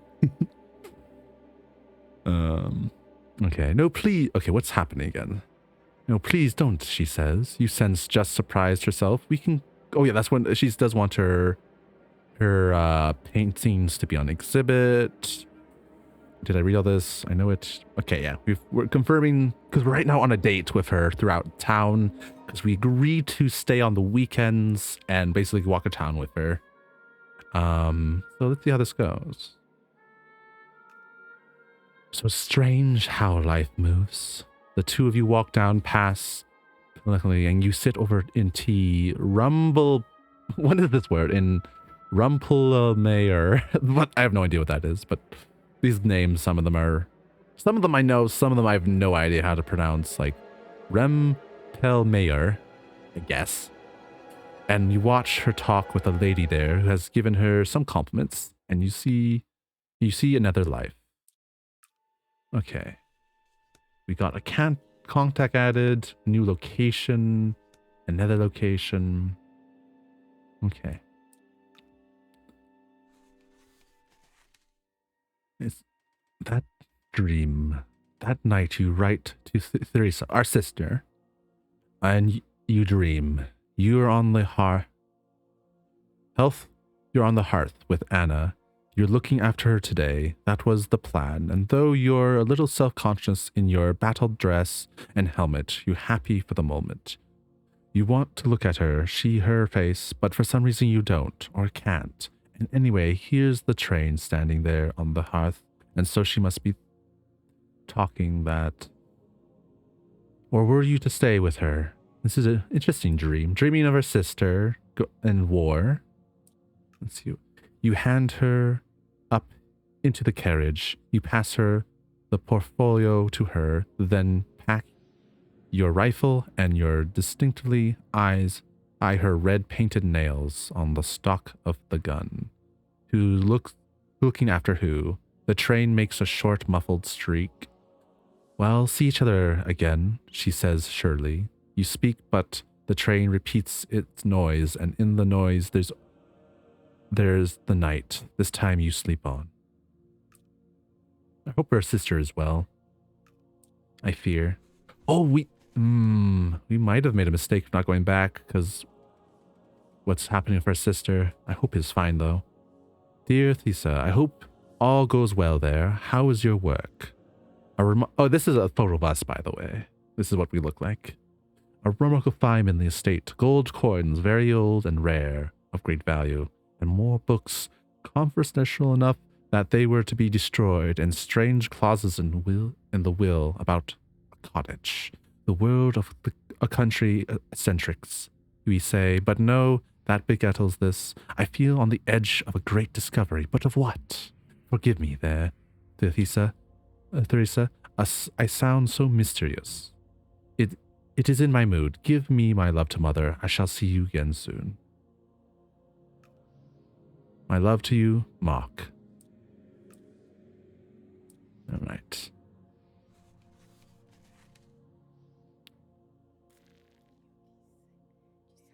What's happening? Oh, we're in chapter 3. No, chapter 2. I guess the first one was just the prologue.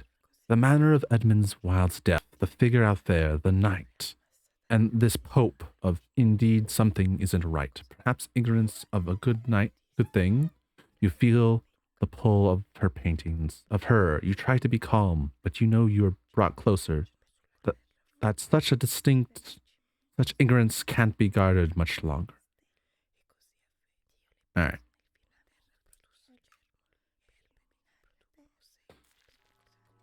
The funeral. You attend the funeral on Monday at Anna's request. Doris has gone straight to the church.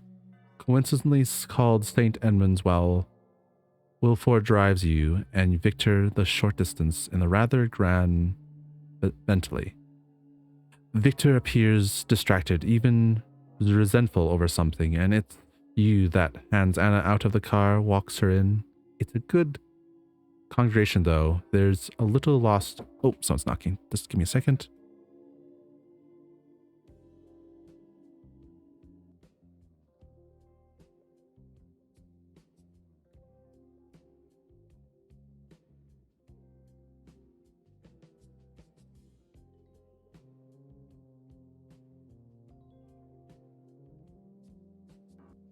All right, back to the game. All right, it's a good congregation. Oh yeah, I think our friend's a little upset we've taken his girl, or he had romance's interests, which we made fail. I guess Victor gives the ecology. Can't say that word. The word, yeah. Speaks of Edmund's character, intellect, his love for his family, his wife Elizabeth, who has preceded him, his daughter Anna, and for this part of the country. You judge it a rather fine address. Anna's very still behind her veil, all in black, shoes no reaction. Shoes no reaction? That's a typo. Shows no reaction. What? That's a typo. When the very service ends, she thanks the vicar and receives the many condolences from family, friends, and acquaintances. The last of these comes up. Adam. There's a bark in her voice, and the man kisses her on the cheek. Adam, this is Mark Jackson, a friend and the solicitor who's sorting out father's affairs. Adam Wild, very good to meet you, Mr. Jackson. He gives you a firm handshake. Her cousin, he's driven down from St. John's Wood in London this morning. He's perhaps 20 years older than she. Reminds Anna how of one of their meetings when she was rather smaller. He's an affable man. Come to the house, she asked. Yes, of course, but must start back from town in the afternoon, I'm afraid. Doris provides a light lunch for those at the reception. Anna's hostess, but Victor soon disappears up to the library. You tell Adam of the bequest. He thanks you and says that it was very good of Edmund. He'll have the items collected next week. Then he looks towards Anna. She's been handed a rough time of it. You know, anything I can do to help, tell me. And anything you can do, I'll be very grateful. His tone is meaningful. You see her glances across from the conversation she's having on the other side of the room. Do you probe or show discretion? Ooh. Hey, Goldie. Welcome in. I kind of want to probe. But charisma. We could max charisma. Hope you're doing well, Goldie. We're deep in the Lovecraft lore. Hope you are well. What do you think? Probe for some or upper discretion? We could get a contact with our friend. I think it's if we're going the romance route. Bleh. Thanks to the slime. We probably want to max our charisma. But information, my information junkie side. Yes, thank you for the slime, Goldley. Very appreciated. This is a sticky situation. I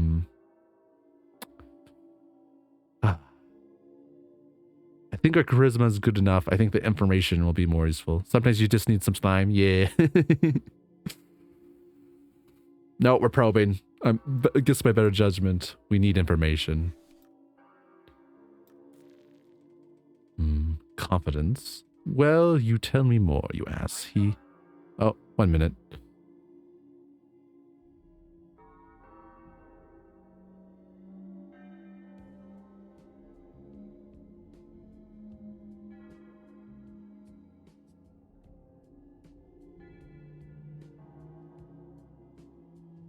Okay. Oh, wrong button. Alright, where was I? Will you... He hesitates a moment before speaking. Mr. Jackson, Anna deserves to be with... Okay, well, tell me more, you ask. He hesitates a moment before speaking. Mr. Jackson, Anna deserves to be with people who look after her properly. Edmund was a fine man, but he was a little at loss as to how to look after a daughter. The death of his wife was so difficult for him, and I think it's encouraged him to... He frowns. Searching for the continuation to try and live her life for her. Make her decisions for her. You nod. A concept you recognize to a degree. I know you and Mr. Butchman are close, Mr. Jackson, he says, but Edmund made a decision for her. That wasn't his to make. Oh, okay. I know you and Mr. Butchman are close, but Mr. Jackson, he says, but Edmund made a decision for there. That wasn't his to make, and he says this. You've interrupted by Victor. Two of you move apart, and only a little later that Mr. Wade is shaking your hand before he leaves. He's kissing Anna's goodbye, and soon all have gone. And the house, it is as it was. Interesting. Did we lose charisma for...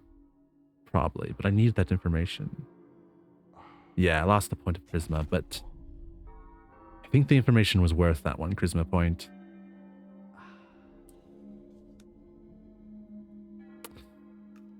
And I don't mind the mind point back up. It was... Okay. Oh, it was a good service, says Anna. It was, you reply. Victor takes a drink of wine. You're at dinner. But none of this matters, does it? He shakes his head. He looks out of the temper. I mean, you can burn all the books you want, but you aren't going to change this. He stares at you. I don't attack you specifically, Mark, but rather all those who turn their blind eyes to the world. Silence a moment. Change what, you ask? That we've come to his notice, and that this is not to be feared. His tone is immoderate. Whose notice? Asks Anna quickly. Victor stands, looks angrily at you both. Well, if this to be an excuse of 2 against 1, you'll excuse me, I have work to finish. He strides out, slams the door. You have stare after him. You must excuse Victor, she says quietly. Father's death has hit him hard too. He's very wrapped up in things. She sighs, reached into her bag. Mark, take a look at this, if you would. She holds out a folded piece of paper. You open it half a page. A new statements, 1923. Words are written over it in brown ink by unruly hand. His daughter, she knows, not his man, the other man. Come to the cottage now by night, Pope.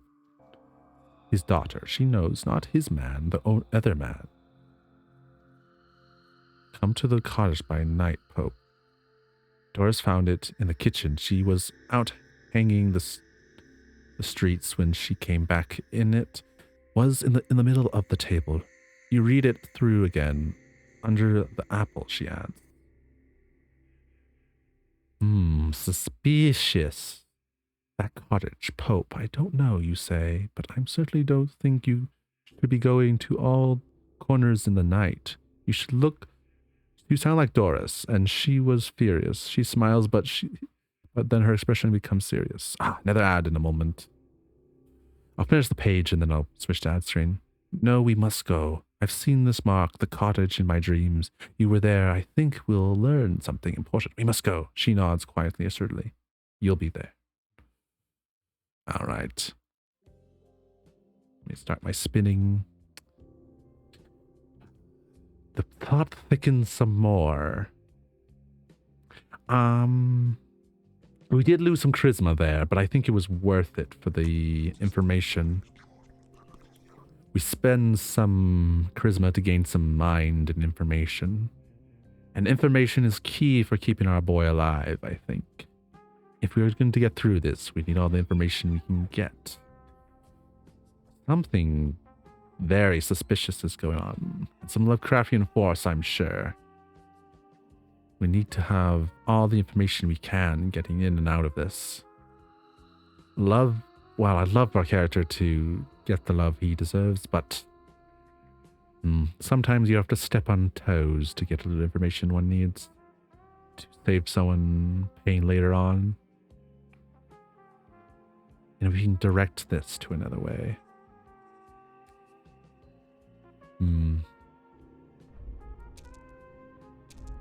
I might be being foolish, my decision.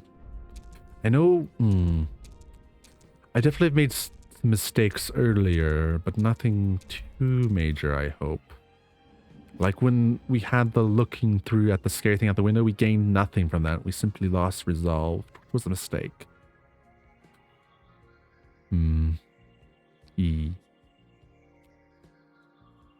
I wanted information, but we just get lost resolve to that one. So that one was for sure a mistake. What did you catch? You catch a perch. Nice. Very nice fish.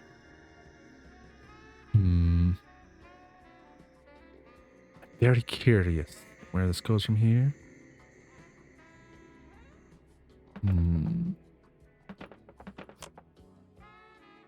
We did compelling, calm, fragile. Always keep so our mind seems well, at least. for the most part. Our resolve is a bit fragile, and our well-being, well, it's only 4. If I can get those 2 up, that'd be nice. I think our mind will take quite a few hits coming up, though, if we do this right. So having the extra mind is probably for the best. Some Lovecraftian horrors for sure to be seen soon. Hopefully we can up our resolve and body, though. We have an item. I've not been able to use the item. We have a Distinguished Conduct Medal from early on. I don't know how that will affect our later decisions. That one costed much more. And I think that will affect a choice later on. Not sure what, but I'm sure it will. That's our only item we found the whole way. I was expecting to have more items we could pick up and choose. But we do not.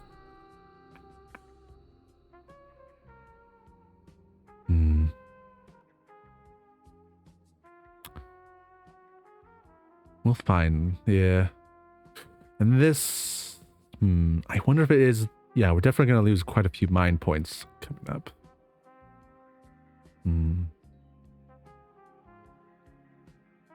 I'm concerned for our well-being of our actions. Alright.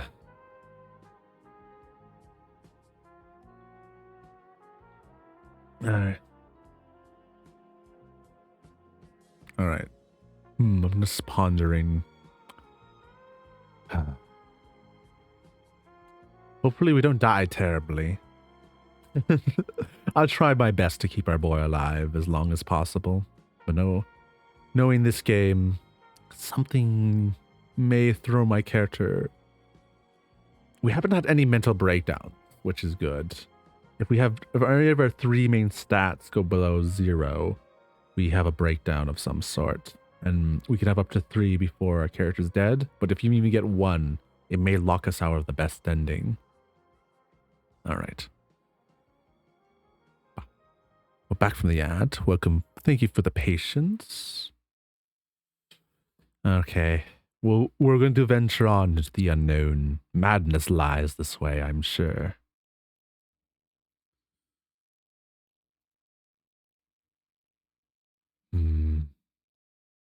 And the cottage. And that night, close to midnight, against your better judgment, you and Anna each paying the beam of electric torch in front of you, near the cottage behind Dutchwin. There's the ghoul we saw earlier. I remember him well. The night is clear, the moon wanes, the gibbons, and you can see by it, but it's taken the better part of 2 hours to walk here. This time, what will you find? She moves closer to you, and you walk on for 5 minutes more, and there it is, the cottage. The moonlight plays upon it, and upon a figure standing in the doorway. Oh, it's a different fella, or is this just a better view of him? Hard to say. Come, yes. A old voice tight. In this man at the house. As you come closer, attentively, he retreats a few steps into the blackness within. You can barely make him out. Something might be wrong with his face. We've met, Anna whispers urgently. We've met, Anna mutters urgently. Tobus Pope, he says, bows his head. We've met when I was a child. If it were a child, she turns to you, eyes wide. I've come to think of it as a dream. Pope fumbles a moment, then he has something in his hand. He makes a sort of kneeing noise. It's modulated, but not words. He holds out his hand. Anna reaches, takes it, a ring. She studies it a moment, then speaks. By the authority of Sigbert Flex, Robert Malt, Purvisons Wild, and Edmund Wild, I, Anna Wild, claim sole ownership of the passage to the way of the Dommisker Dunwich in the eye, and show this pass to me through my kin. That's quite a mouthful. She says, as someone might say, a prayer or nursery rhyme learned by route. She puts it on, and she looks scared, exalterated. Yes, says the Pope, and takes a step forward. Though your torch is down and you see him better, he shows his teeth as if he in a smile without quite achieving it. He looks to you, then back to Anna. Both of you must come tomorrow. Crawling chaos has walked through. It's burned the ground. I saw it. The other man aids it. The woman wants you to. The woman wants to see you. Against this, it is urgent. I agree that. Which woman, you ask? I hold only my name and others, says the Pope. She is the Dreamland. The Dreamlands. Repeats Anna's. She nods at you eagerly. Yes, we'll come. Cloths, newspapers, periodicals, acts the Pope. Cloth, newspapers, periodicals, acts the Pope. Not due for a week. You say it's from some impulse, and his expression starts to takes on a unhappy, self-pitying set. But Annie injects, "You'll have them," and he's ducking backwards and is gone. And she looks at each other. You have 100 questions. So he wants clothes, newspapers, and oh yeah, he's just acting for stuff. He's been here for a while. He's like, with some basic necessities. I'm an old man, cursed to roam this abandoned warehouse. Can you give me some basic clothes and a newspaper so I know what's outside world? Lovecraftian horrors are a pain in the ass, but I want to know what's going in the outside world. Essentially. That's me imposing my insight on his comments. If he was a little more grouchy and a little less mysterious, he would say that.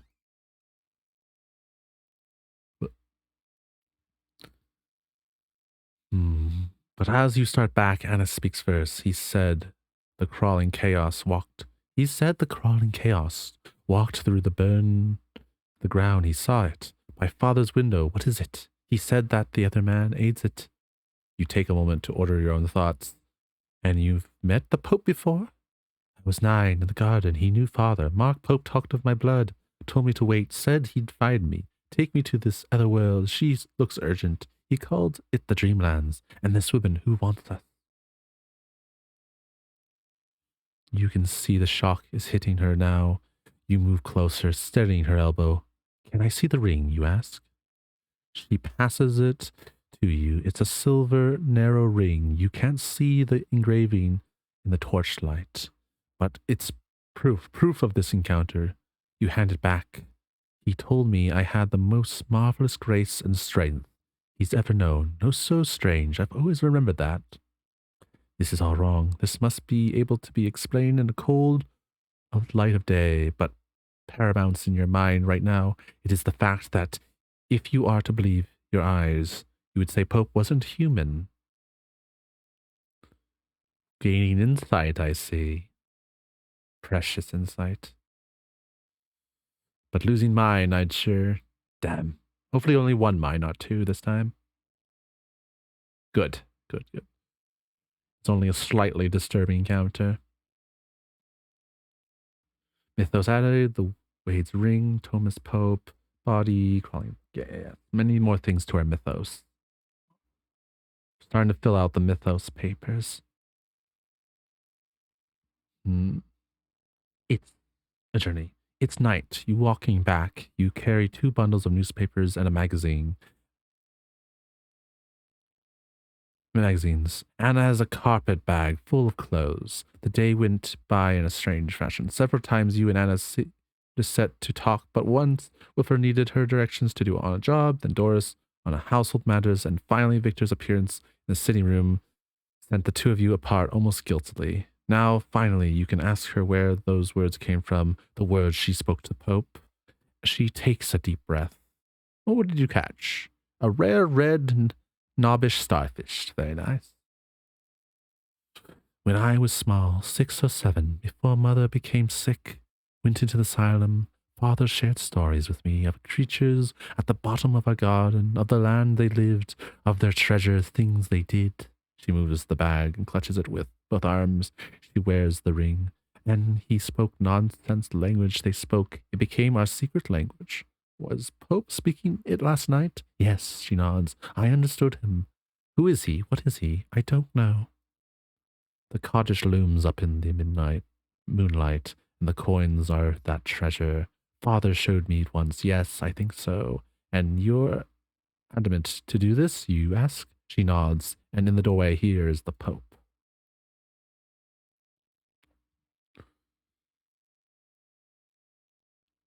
You approach Anna beside you. Pope's your height, thin, round shouldered. His clothes hang off him, yet he takes the heavy bundles from you as if they weigh nothing, and as does your torchlight plays across him for the first time, his feet bare, splayed toenails heavy and curled like claws. Then his face, his white, hairless, horrible deform. You stare, but he's looking greedily down at his papers. Come, he says, follow me. That's not. His gripper's out for free, and they're clawed. You could. This guy, if it would live in a different time period, he could make a fortune. All right, I digress. And he defiantly guided you into the cottage, the blackness, and here, scowl-edged, worn shaped going on. Wait, I misread that. I read that poorly. And dignificently guiding you into the cottage, the blackness, and here are shallow, aged, worn steps going down. A little way, he says. Oh, no, wrong accent. A little way, he said. Little way, he says. Anna looks tense but determined, and you light the way as awful-looking Pope leads. Stop insulting this guy. Really?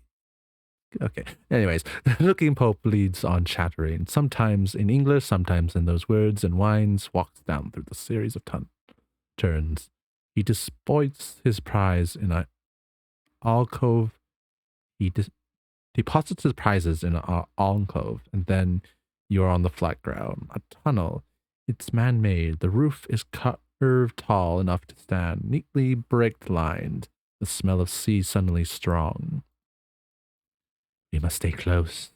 You murmur as Pope passes. Oh, you murmur. Okay. We must stay close. You murmur as the Pope presses on. You advance a few more minutes, 200 yards perhaps. There are openings in the walls, passages of the off to left and right. Concentrate on the route, and the tunnel enlarges, and Pope leads you up the walkway outside. It rises like a railway. Platform does above a track. You're in a great cavern with the sea down there, filling between your feet. These burrows will be gone soon. Under the water, Pope looks at you with intelligence in his eyes. Every English schoolboy knows the story of Dunwich, a large port in Axton times, seat of the East Anglian king, cradle of Christianity, but taken over the years by the approaching sea and storms and plunged. Your torch catches other movements, a pair of fingers beyond the water on the other side of the chamber. White man's eyes, they dart from the light, and all be gone. Pope has stopped, but Anna takes another step towards them. This way is in and out of the two worlds will be gone. My God, they're like Pope, but quite naked. Hey, stop ogling them. Very rude.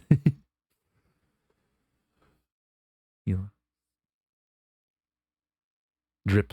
I love the special Pope page changes with the dripping right there. He leads on. The sea laps at the rock beneath you, and you are aware that your torch is hardly needed now, for the chamber shines with a mother of pearl light. What does that mean? With a mother of pearl light. That is a phrase I've never heard, but I go on, I suppose. Another tunnel, but this is square. Its floor, walls, the ceilings are smooth and beautifully finished. Appears to be clad with.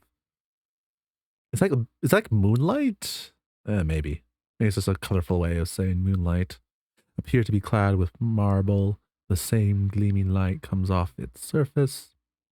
This will take us here, asks Anna. Yes, he says. I shall follow. Be swift.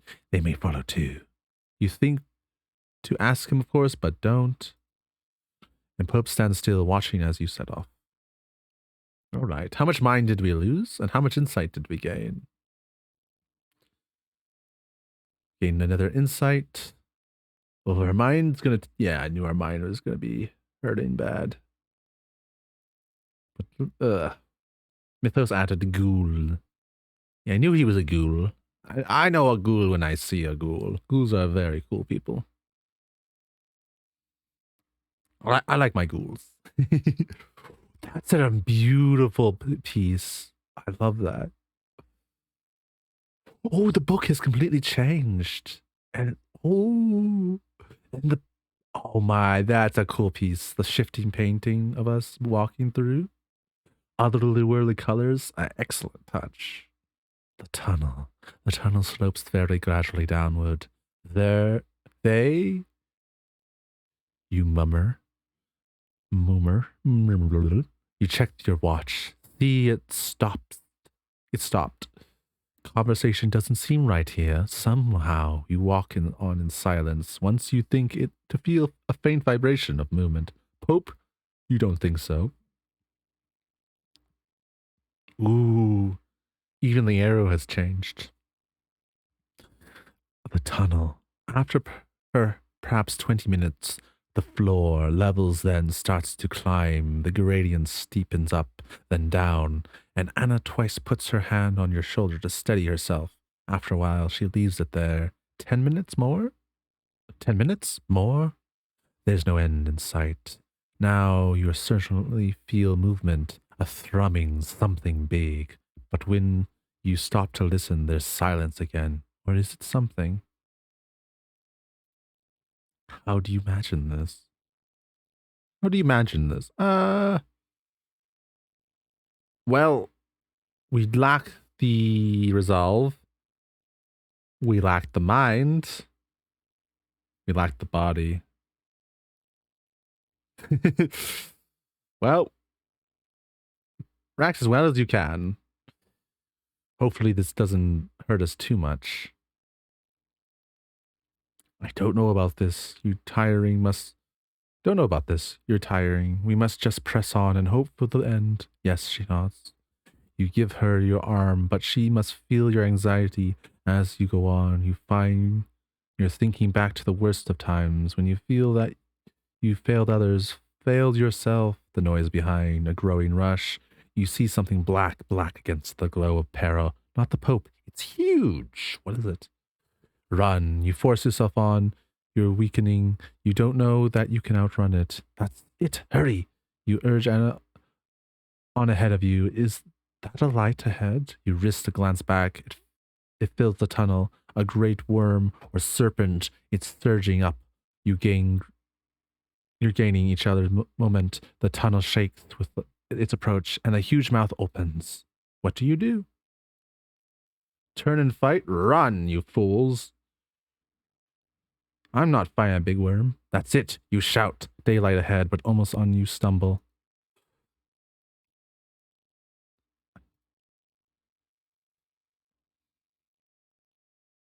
You're out. You wheel around. The thing is gone. You're in a forest.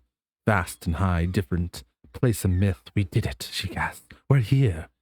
And here trembling hands clutches yours. Her trembling hands clutches yours.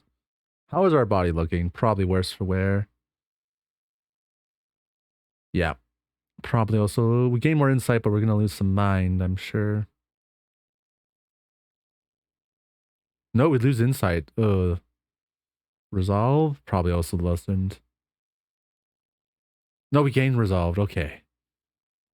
Damn. I would have liked to gain insight, but damn. Very slim improved with Anna Wade.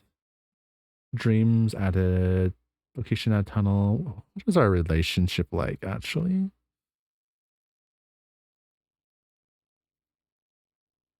Okay, and await.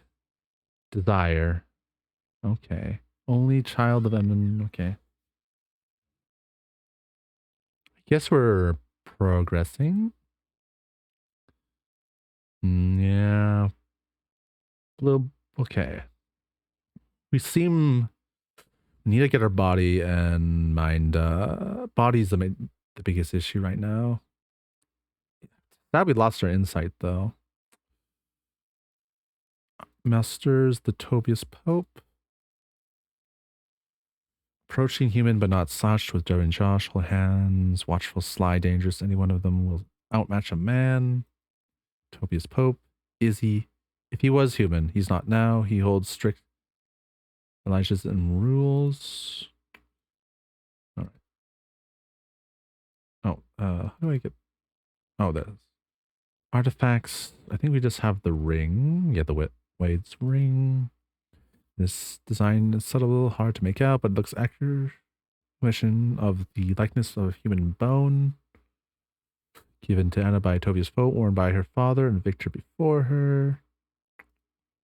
Knowledge we know about analytically by the authority of. Oh, that's the thing which she read. Body. What's this thing? I shall take the body of the other man, Tobias Pope. Interesting. Whose body is he? Hope he's not taking mine. More locations. Oh, why is... Oh, the map. It's hidden there. Interesting. That's weird. I guess that's how they hide it as another world. Forest. Dense forest. Interesting. Okay, I think we've looked over all our notes. Oh, we've missed one place. Oh, there you go. The agency we were in there before. And the description of the clad marble color downward. Okay. The tunnel. Nothing we could gain from that, honestly, but fascinating lore all them nonetheless. All right. Let's continue.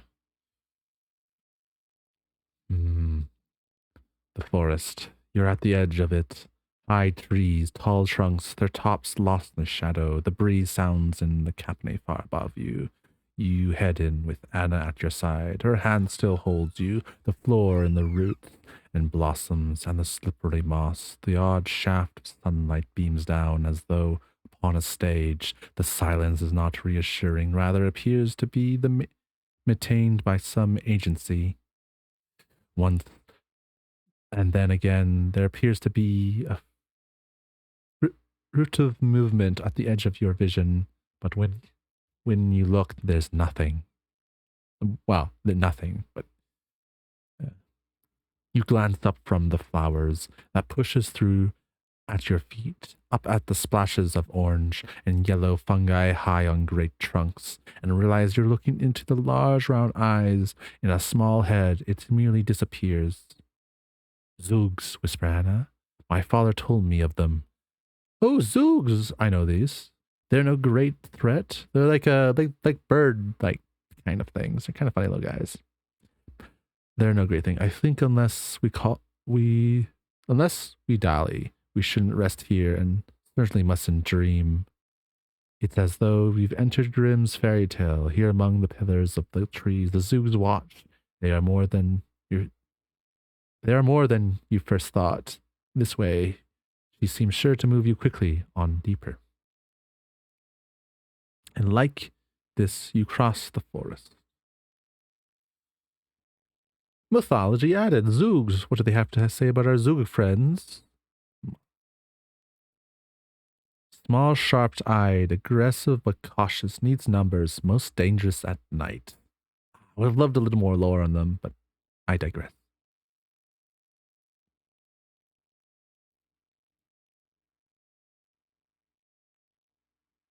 You break the trees to look out from a height across a great fertile plain. Sunlight comes down from the sky, a bright cobalt blue. The land is a patchwork of farms and fields, sorry, intercrested with small woods, while to the left is a broad, tree-lined river. You spot a boat lazily approaching on the water, and closer at hand on the near the bank, what looks like a colorful little cluster of tents. Gazing down, you make out a road of track not far off. Hedge grounds run beside it, and you follow it with your eyes. You must run to that village you see. There's a large building on the low hill. Outside the village, walled estate perhaps? There's no sign of any modern building, no railway lines, motor cars, or telephone poles. Which way do you think, Alexander? You scan the view again. Which way do you want to go on? Toward the road, toward the river. I mean, my heart is towards the river, I'll be honest. I love some fish, and the lazy boat sounds cool, but the road sounds like the smarter choice, honestly.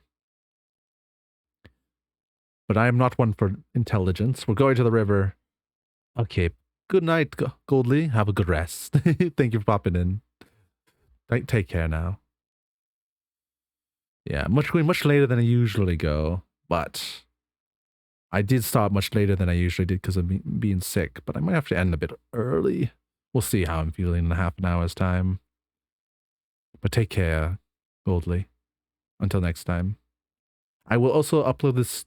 Of course, there'll be the VOD of this, and also I'll be uploading this to the YouTube channel VOD to make sure that it's not lost. Toward the river, because my heart loves boats. Toward the river, I think. Anna nods, and you head towards the crest of the slope before angling down toward the river. She's quiet, but you feel she's excited, elated even, and somehow at home. You reach the water. It's slow moving here, making a long lazy turn, and you walk beside it. And the tents which you can just glimpse through that stand of oak trees, a strain of music floats to you on the breeze. Those trees are in full summer leaf. A few minutes ago, they were only budding. You take your coat off, fold it over your arm. Anna looks to the river, and following her eyes, you see why. The vessel you saw earlier has come into view. In fact, it's coming right for you. It's a pleasure barge, a large, low vessel, opulent, a royal barge. It has 6 men in the bows, and they are in some disorder. They work their long oars astuciously like paddles, but the barge is slowly but surely noising its way into the reed bed at the water's edge. The stern has a covered area with crouches where 2 figures recline, or were reclining, for now they alert to the events. No one appears to have taken notice of you yet, and Anna speaks with sudden urgency. Should we involve ourselves here? Her eyes flick to the barrage, or should we go to the tents? What's your I'm there. Let's go to the barge. Let's see what they're up to. Friends would be useful. The barge. You stand firm, watching the vessel pushing through the reeds into the shallows and gently embeds itself there. The men struggle with their oars, but they seem unsure, looking down into the water intently. And now a man rises from the cover area at stern, walks down the center of the craft. He has dark hair, a handsome face, and perhaps 35 years old, dressed in regal form of another time, a golden Corinth embron, robes of a red Damascus silk. But you don't even consider that. This might be a pageant. Might be a pagan? This is a king. A peasant. Pagan? This is a king. Okay. The oars subside in their efforts in his presence. He starts to address them, but then catches sight of you both on the bank. Greetings, he calls. Greeting, he calls over the little gap. We seem to have paid you an unexpected visit. He smiles, spreads his hands, and behind him, the others, who was reclining on the couch, rises. Strikingly attracted young woman, also finely dressed, a queen, a noblewoman. She seems amused. He murmurs something to one of the oarsmen, who rises from his beach, and still holding his oar, starts to walk hesitantly towards the narrow prow. The King turns to Anna, looks at her for the long seconds. You walk to the edge of the bank. I am king of Elkvad, he says to you. Mr. Jackson, you bow your head and Miss Smile curtsies. He looks at her again, but there's nothing awkward in this steady regard. The oarsman is now right at the prow, heavy oar extended. He attempts to find a firm point to push against. A couple of the others are trying to punt. No success. They still seem anxious, still peering down through the reeds. The king's companion speaks softly to him. Indeed, he says. He turned to you. This is embarrassing. Could we ask you for assistance? Will you participate in a rescue, or would you like to try and glean a little more of things here before thought of that? I cannot help. I do not know a little more of things. Damn, I would love to help, but we lack this body. I'd be happy to help you lay your overcoat on grass, but you're not in a great hurry to enter the water where his other men haven't. Forgive me. Are we in Inkvad? The king smiles. You are. I knew you for a traveler at once. I myself once bore another name. Anna came to stand beside you. You should know that there are many dangers in what you do, say the king, and at least as I think you should know, Miss Wade, the seduction of this land. The king's men have started to move the boat clear of the reeds fairly slowly. It slides back, and you've seen something pale moving down there in the shallows. It takes a moment to see that it's a great white snake, longer than the barge. I have a gift, says the king. You look up a weapon. It's a good thing. I think it's a necessary thing, but like all such things, it commits you. Will you take it? Will you? Yes, you will. You've seen enough weapons, and you've seen enough of weapons. You'll trust to yourself. You won't take it? Oh, okay. Interesting. I can't choose to take it. I don't have the mind. Damn. You won't take it. Knowledge. I cannot, Your Majesty. Thank you. Very well, says the king. He nods. The bridge is out in the current. The young woman goes back to recline under the canopy. The oarsmen prepare to strike. I wish you luck, sir, madam. You are brave, unusually adept, most unusually so, and I'm sorry. And he hesitates and looks just for an instant. You think you see an older man there in this younger Kithian, just for an instant, for now he as he was. I'm sorry that I can't interface further, and he gives a signal, and the oars draw, and the boat slips on down the river, receding, and stands and watches you until you can see you no more. Did our charisma go up or down? We gained some more charisma, hopefully some insight to this world. Yes. Please up our resolve. Yes, only positive things. Mythos add another name. Locations added river.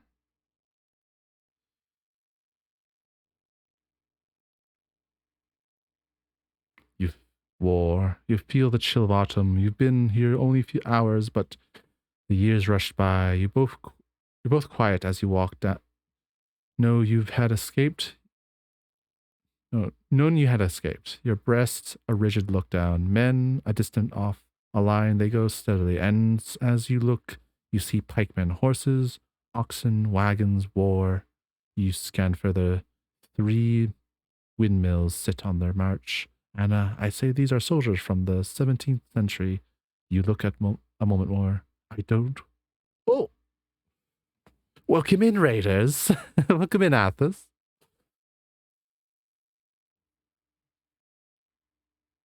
Welcome in, waiters. Good to see you, Athos. Hope your stream went well. What were you up to? Let me shout you out.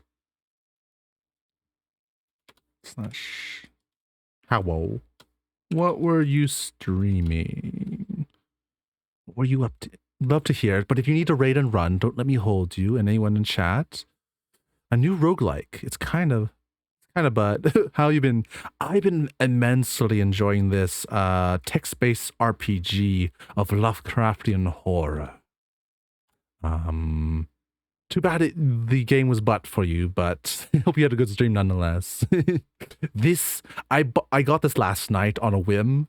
I was looking through text-based ventures because I was kind of in the mood for one, and this caught my eye, and I was like, I had to buy it. It came out like a couple days ago, so it's very new, and I've been very enjoying this. The story is immaculate. I've been very much enjoying the characters, the setting. They know the lore very well, but yeah, I'm glad. Yeah, I'm very much vibing with this. I played a little bit last night to test it out before streaming because I've been getting the habit of at least playing a game an hour before streaming it just to see if I vibe with it or not. Because I've made a mistake too many times of choosing games I don't vibe with before stream. Before I head off for some self-care, has your voice always been this smooth? No, I mean, I don't know. I have improved some microphone settings, so it is clear. I've had some compression, so should be better now. I think that's what you're referring to, and I am putting effort in my narrative voice right now because I've been reading a lot, so I probably am trying to do the smoother voice. But yes, thank you though. Your reels is quite strong at this, but thank you for the compliment. Have your rest. Take care. Thank you for trusting me with your community. And if anyone, I'm going to be going this for a bit longer. If you want to hear some bit of Lovecraftian mythos, me reading through this, there's a lot of reading. You have a good night. Yes, I know. Thank you. Take care. Have a good night. Thank you again. I'll have to check what game you were playing later on when I am done streaming and have gotten some dinner in me.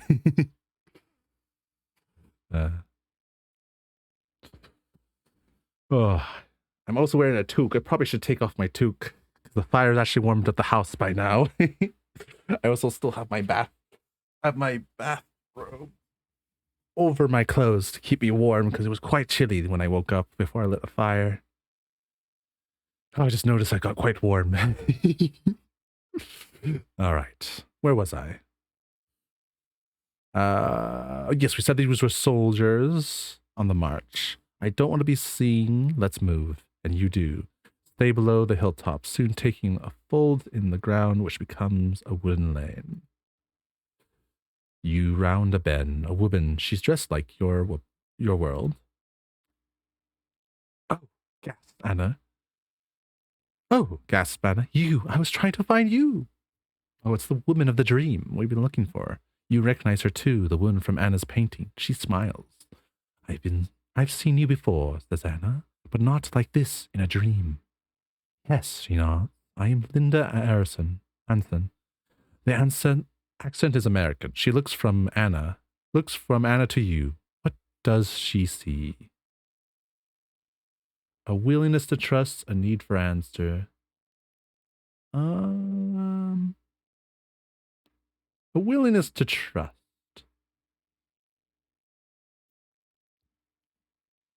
Anna glances at you, reads your reaction. I couldn't cross to you. I tried, she says. I am Anna Wilde. This is Mark Jackson.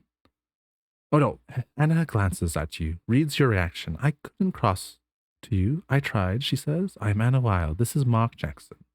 Oh, thank you for the follow. Yes, you are stuck here in this Lovecraftian horror story. Linda smiles at her, then more hesitantly to you before turning back to Anna. Oh no.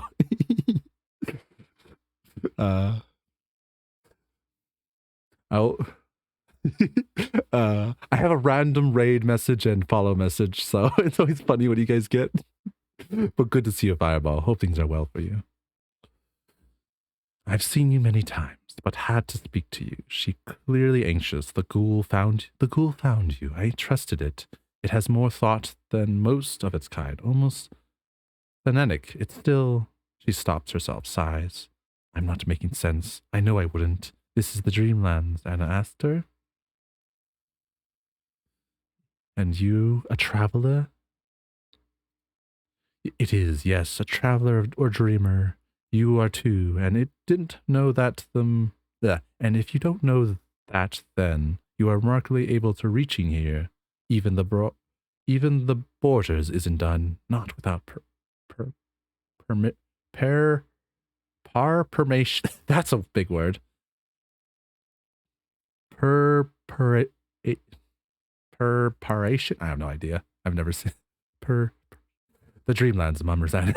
And she looks to you, and you see that all this is just started to reach her. Did it say why I warned you? Asked Linda. Pope, you interject. He said the crawling chaos had walked through. Per That's bothering me now. What is that word? I should know it.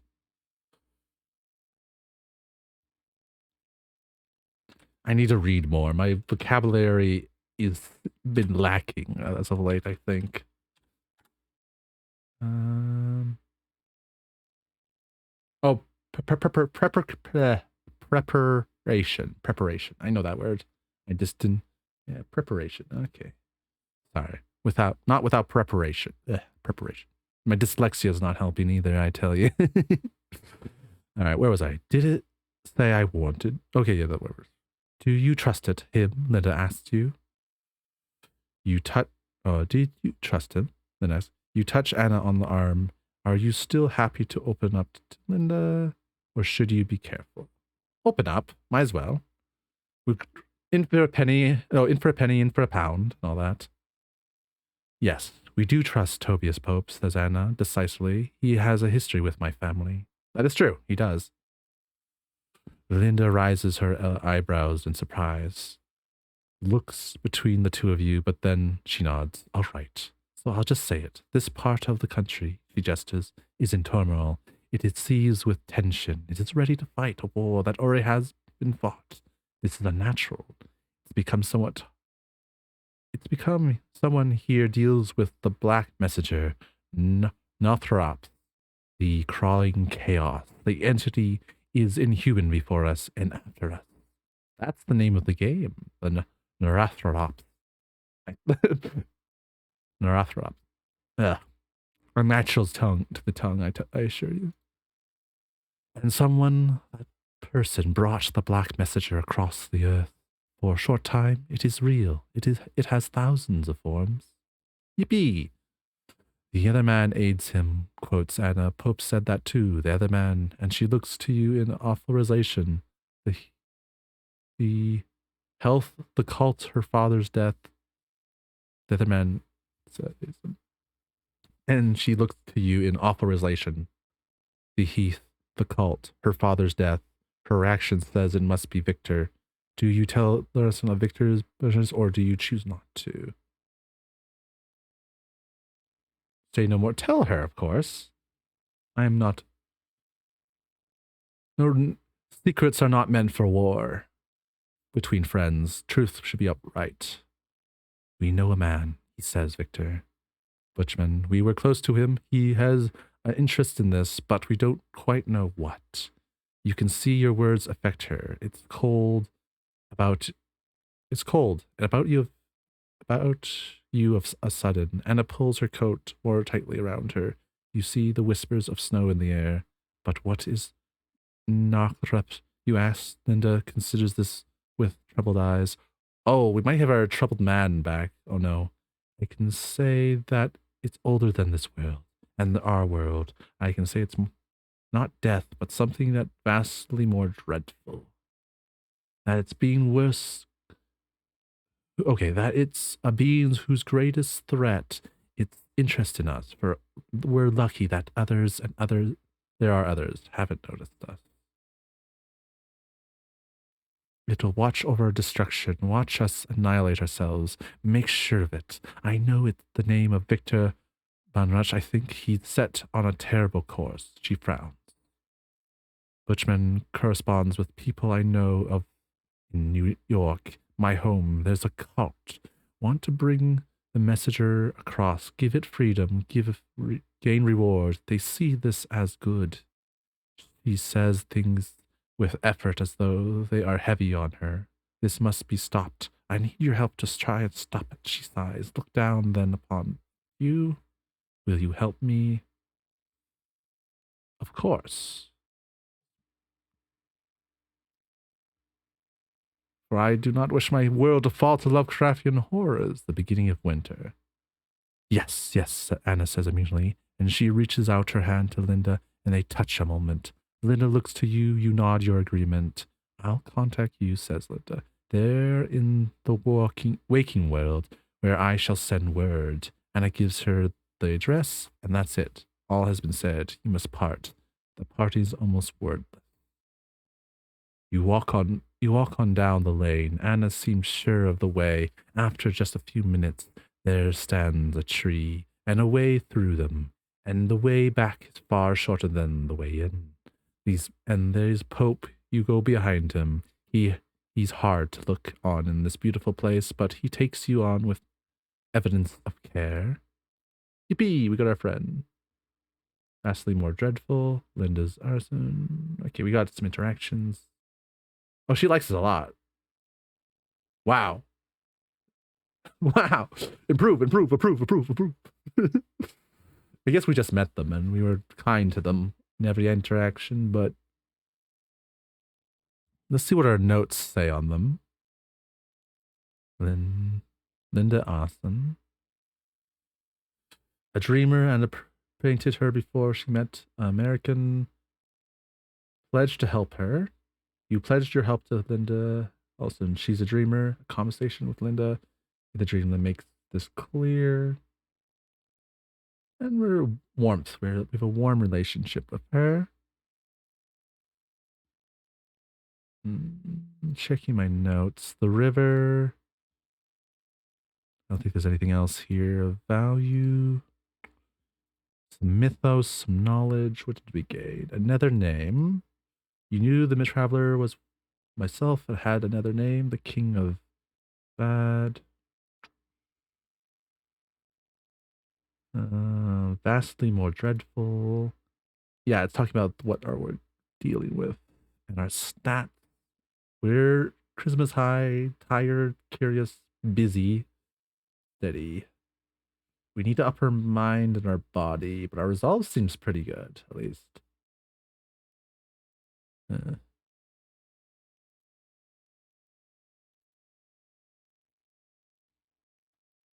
Chapter 2, The Strange Journey. It probably ends soon, but it's probably a good place to end it here. But I kind of want to keep going. Oh, this is a hard choice. When was that? Do I continue for another hour or do I end it here?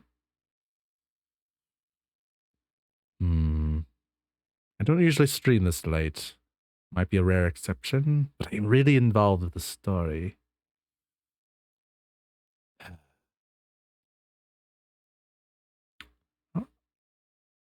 I am a bit hungry though. I will keep going. Maybe not for the full hour, but I'll keep going for at least maybe, we'll see how I'm feeling in 30 minutes. Or if I feel like I need to end sooner, I will. I'm just very involved with the story and I would like to continue it. I don't want to, I'll have to wait another week to start this again because I'm planning to do this every Thursday. And I'll probably start on time next week, hopefully. This week I was slept in, so I'll do, today I started much later than I usually would, but next week I will start my regular time.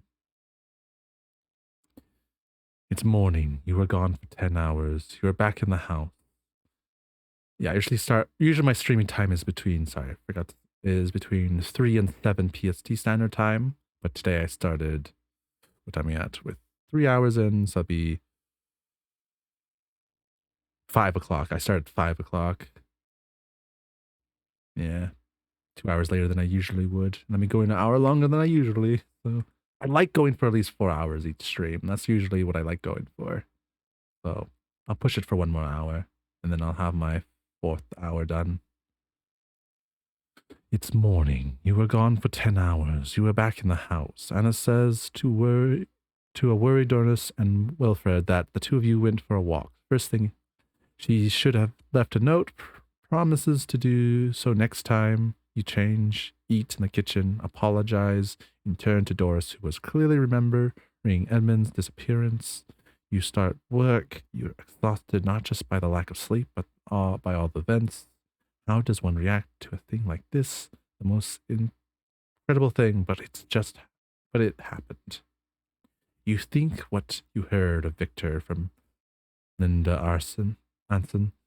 He has made this journey. There's the matter of the cottage being left in the will, the Black Messenger, the Nyarlathotep, this group in the New York City. The Victor explores the weird and occult, but we have to hand in the death of Anna's father. That's an awful thought. To have a hand in the death of Anna's father? That's an awful thought. And Edmund, what's his part in this? His stories to Anna, the language he passed to her. You heard it yourself. And Pope, those creatures down there, Gould. This fear of something coming, this danger. Anna shared it. Linda asked, and Pope, what can you make of all this? Should you confront Victor, at least you'll hear what he says, although quiet. What you confront him with is either debatable or utterly incomprehensible, for this is all so fanciful when looked at the light of day. You head off for now instead. Wait until more might be revealed. What do you do? I only can wait because I lack the resolve.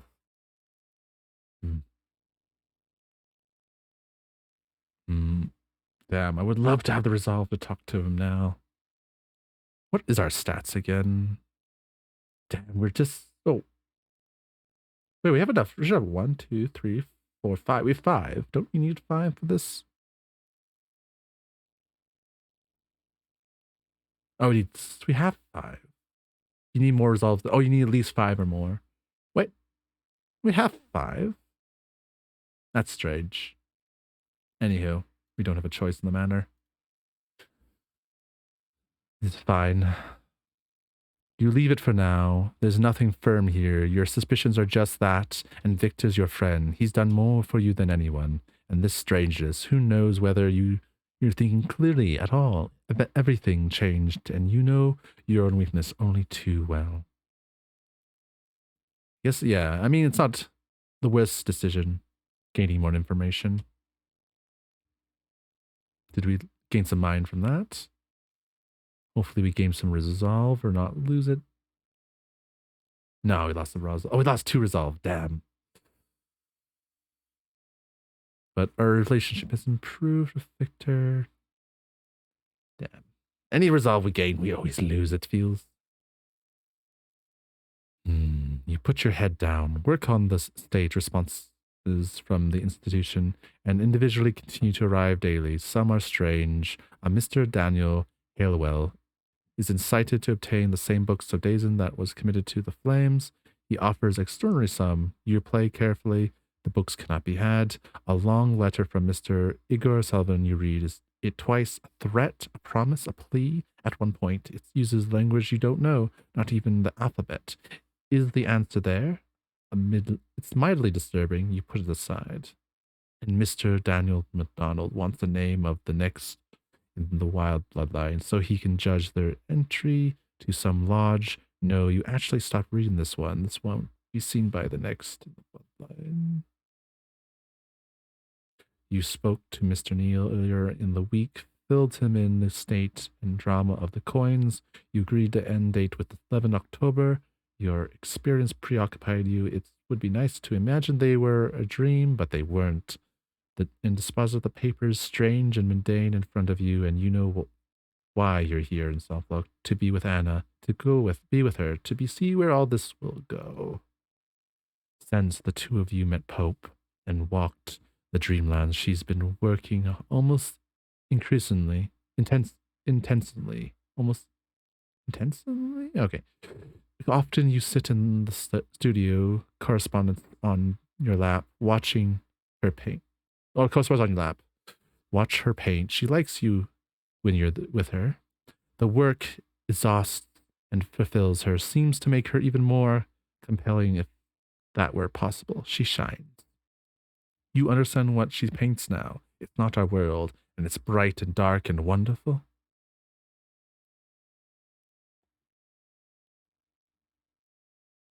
Friday afternoon, Anna's studio. She completes there now. New canvases, and you stand by her. Look at these strange and gorgeous images. They're the best I've been done, she says. I know it. They feel like their father's legacy, spoken to me, then spoken by me. She leans to look you to see you if that's made sense. I dreamt far more intensely last night, Mark. I think I've crossed into the dreamlands as we did, but without using the tunnels. You have no response. You've no response to that. You watch her work. You might this actively be too much for her, leave her too exposed, or is it instead a necessary release for something that would otherwise consume her? Later you talk with her on what happened when you two of you traveled. You find you have the same memories of the journey, the same feelings of the place. You shared something extraordinary. For his part, Victor hardly leaves the library. Dun dun dun. Plot thickens. There's no question that you will not stay here on the weekend. So, on Saturday, the middle of the morning, you're sitting at your desk, obstinately penning a letter to your mother, but in fact starting to impatiently out over the broad east lying landscape. Oh, wait a minute. A letter to your mother, but in fact staring impatiently out over the broad east England landscape. Do you need someone else's thoughts? You know Doris and Wilfred well enough now. You could ask them about the strangeness with Edmund, the cottage. You might also ask about Anna. They are worried about her. Do you seek them or not? Of course we seek them. Yes, seek their thoughts. We approved their relationship up to this point for that very reason. Doris is eyeing dishes. Wilfred sits at the table. He talks, seems relieved to be asked. The cottage, sir? Yes, Mr. Edmund. Would something leave the house in the night? I know it, sir. Shaw Mallory, the fisherman. He saw him all the way down in Dutchwind once night. Yes, right near the place. I don't know why. And more than once, Mr. Edmund told me to tell him if I saw anyone by the house near the dock. I did once. A man who might have been from the asylum barefoot looked like he was gone in the head. You're not heard Wilfred talk about this much. Mr. Edmund just told me he knew what to do, and knew what to do, he says. And Miss Wade, you asked, is she all right? This must be very hard for her. You be careful with your stories, Wilfred Maugan, says Doris suddenly. You be careful with your stories, said Doris. Wilfred gives a soft grunt, and you look to Doris. The button seems to have been pressed. Button seems to be pressed. Okay. Ad break in a moment. Switch to the ads break screen. Wrong one. Oh, that's not what I want. I never unmuted my desktop audio. Forgetful me. Damn, you've not been seeing the glorious sound effects and music to this. Going to interrupt the story. I'll make sure to unmute it after the break. Thoughts. Our character has now been exposed to the dream world of the Lovecraftian world. Touched some unspeakable Lovecraftian horrors on the edge of our mind. Our character is still quite sane from the experience, more than I would have surmised. We have suspicions of our dear friend. He may be involved something way over his head. He may be still an ally, but uncertain if he's too far lost. We don't have the most insight, but we have quite a bit of charisma. Our rationality seems fine, but we are tired and fragile from our encounters. We'd like to improve those. We have a decent relationship with our friends, so hopefully that is enough to get the information we need from him when we ask, or maybe even bring him back from whatever cult he's involved himself. Hard to say.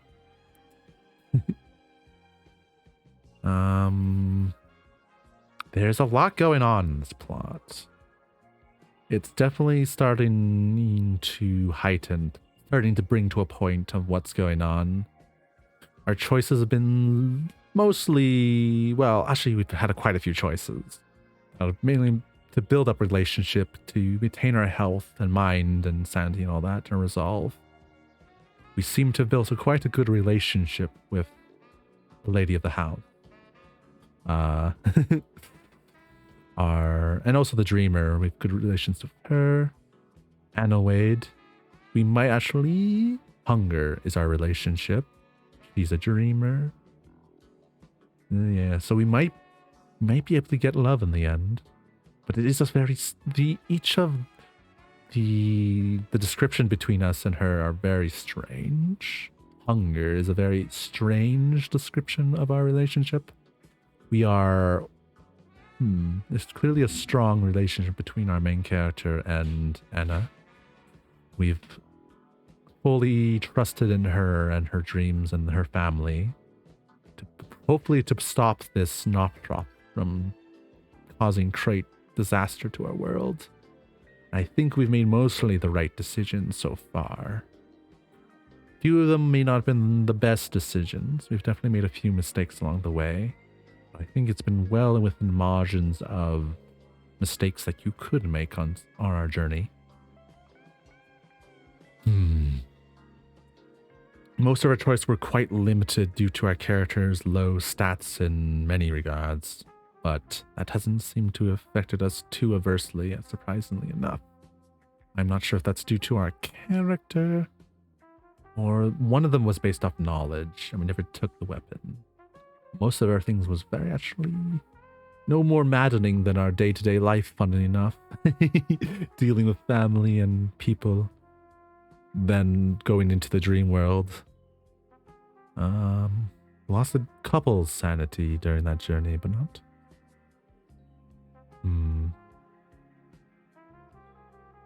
We'll see. I drink the last of my tea.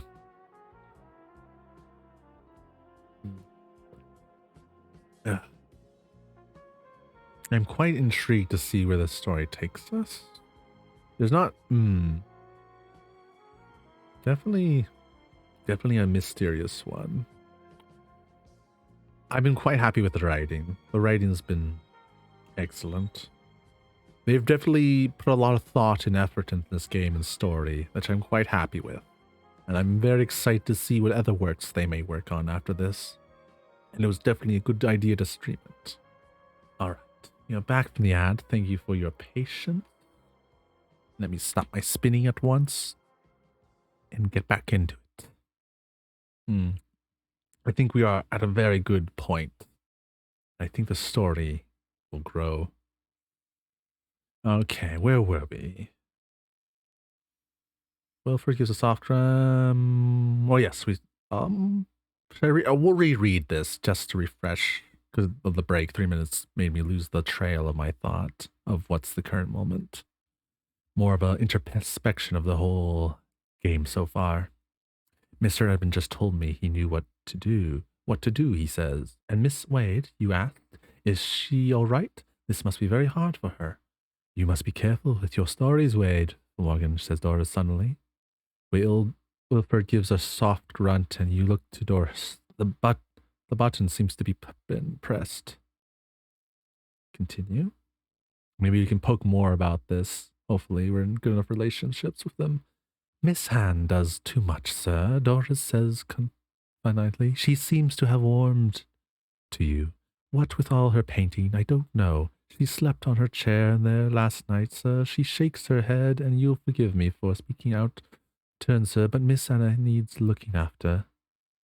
Too ready to trust people. Think the best of them. I don't trust everyone, sir, nor did Mr. Wade by the end. Wilfred grunts in the agreement. Doris colors, and then there can be only no doubt as to who it is that they don't trust. Dun dun dun. Business move. Our relationship will approve of all three. Excellent. This seemed to...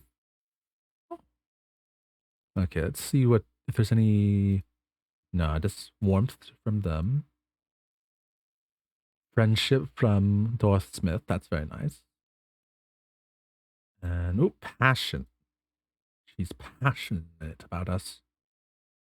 That is a bit worrying, but hopefully this does not spell disaster by the end of it. We'll try our best to keep her alive and stop this Nopthrop from causing the end of the world as well. And ourselves, hopefully, by the end of it. But I, if it's the world and our character, I think we'll sacrifice our character for the world. He's a soldier after all. He knows about sacrificing oneself for the greater good of one's country. In this case, the world, coming to darkness to Lovecraft. Hopefully, we do have enough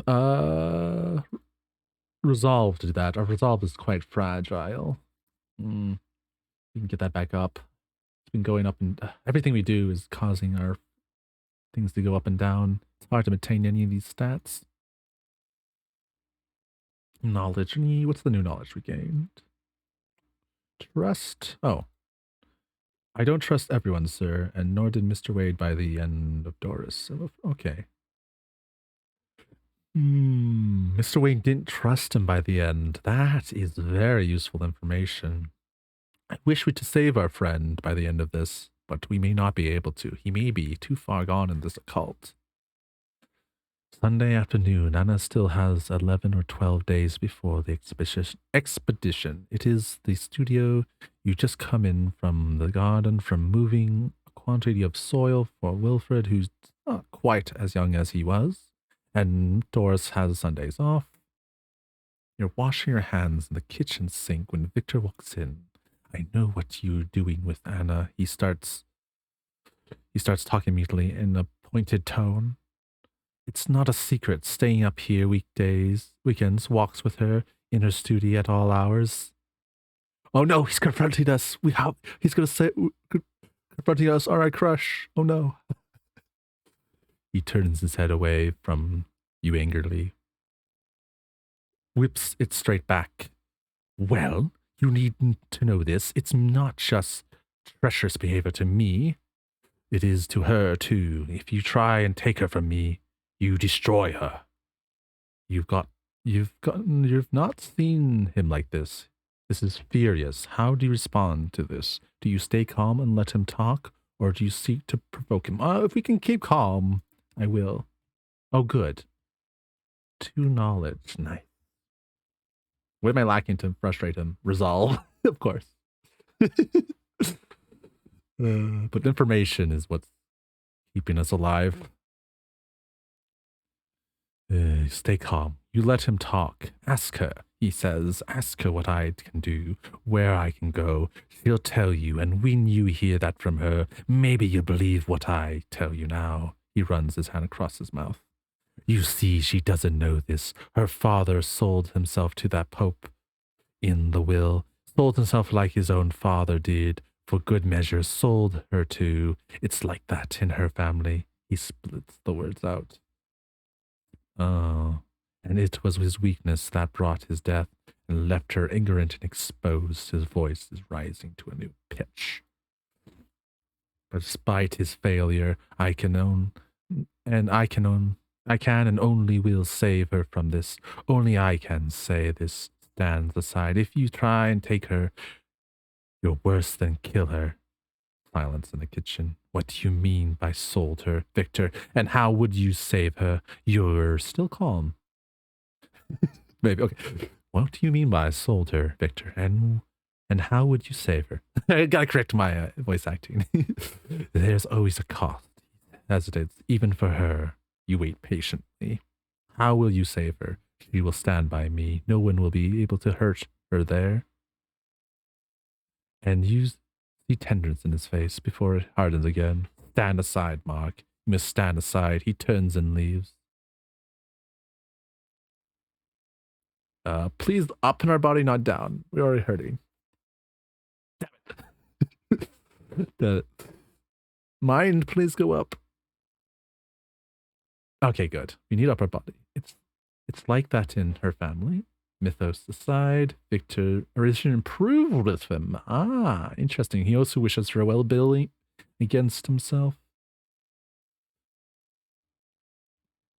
But he may be on the wrong path. But our body, good Lord, we are exhausted. At least our will fragile, but very fascinating, calm at least, and curious. Knowledge? What knowledge do we have? Is it like that in her family? It's like that in her family. You see, she doesn't know her father sold him. Okay, we don't. We're not sure if that's true or not, but that's how he sees it. Stand aside. I will save her. Okay. Our relationship is friendship. That's still good. We've not damaged our relationship with dear Victor, even though it is strained at the moment.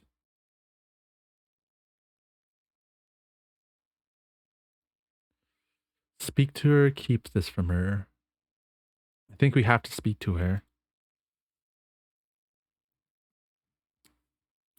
You find Anna in the studio. She seems to have been waiting for you. She must have heard Victor's raised voice. What happened? What happened? Is everything all right?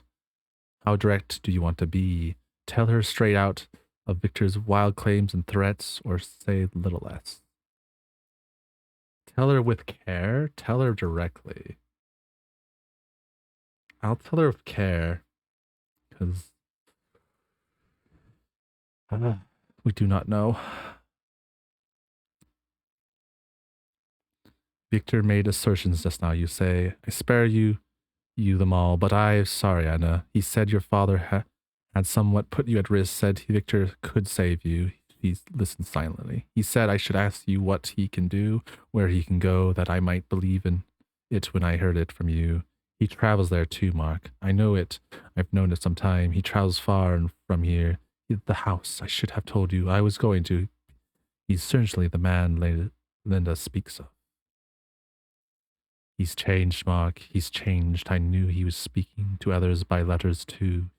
He changed, Mark. He changed. I knew he was speaking to others by letters too. He was excited about things, his journeys. I think he met things, but I don't put this together. I think he's traveled too far. She pauses. He was frightened with father just before his death. I will ask him to leave the house. I'll give him the month of October. You sit with her the rest of the evening, afternoon, and into the evening. You sit next to her, and then after a little time, she paints again beautiful and terrible images to stand against this threat. All right. Hope that was worth it to get our charisma maxed. Please gain some mind. No, we lost mind to that. But resolve, we should gain resolve from that intercounter. Yes. Interactions active Victor, veteran. Relation improved with Anna Wade. Relation worsened with Victor. That's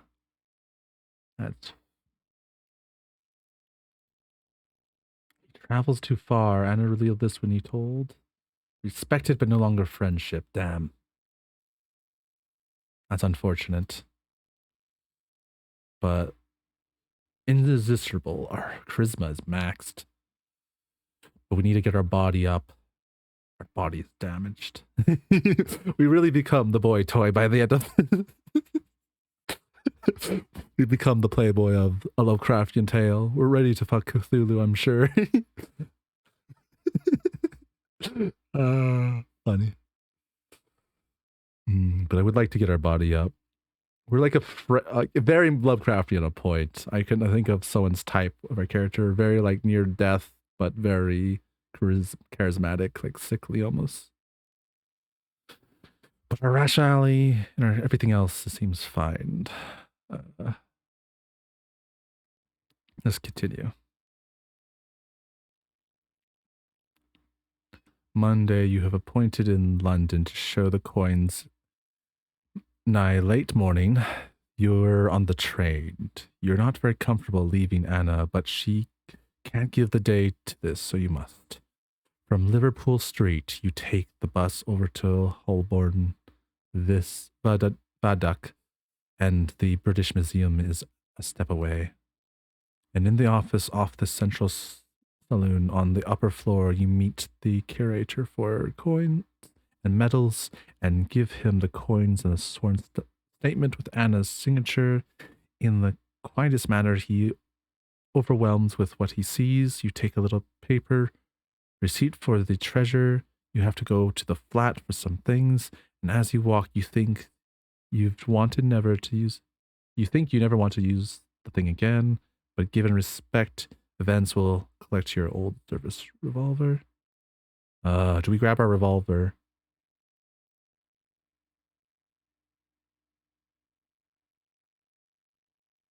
Uh, we leave the gun. This is not the road we choose. We are not a man of violence. We've left that behind us.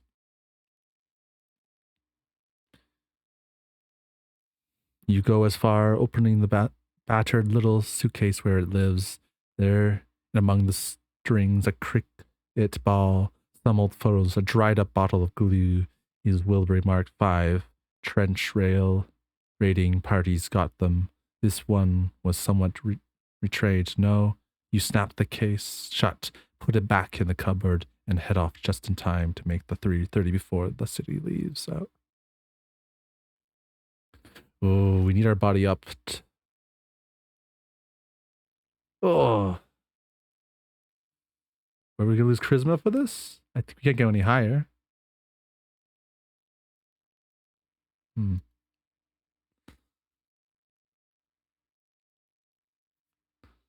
As soon as you see the house, you sense something wrong. Anna meets you at the door. Mark Victor's gone. He's gone.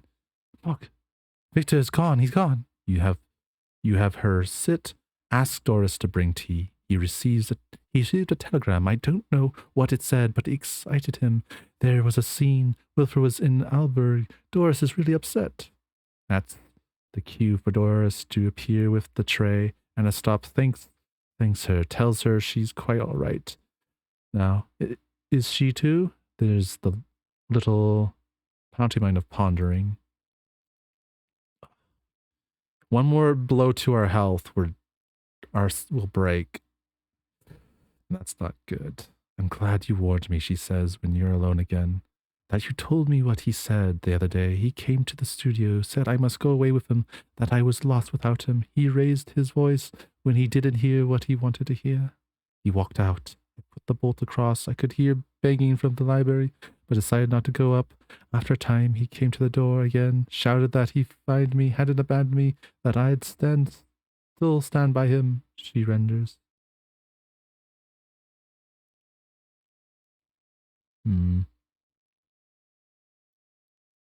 He said that he had the path open, that he would be at the shoulder of the Emperor, and then he left. She clutches her hands together. He locked the library door. I don't know what he was doing, but it happening. Mark, isn't it? You nod. The shoulder of the Emperor, Anna Wade.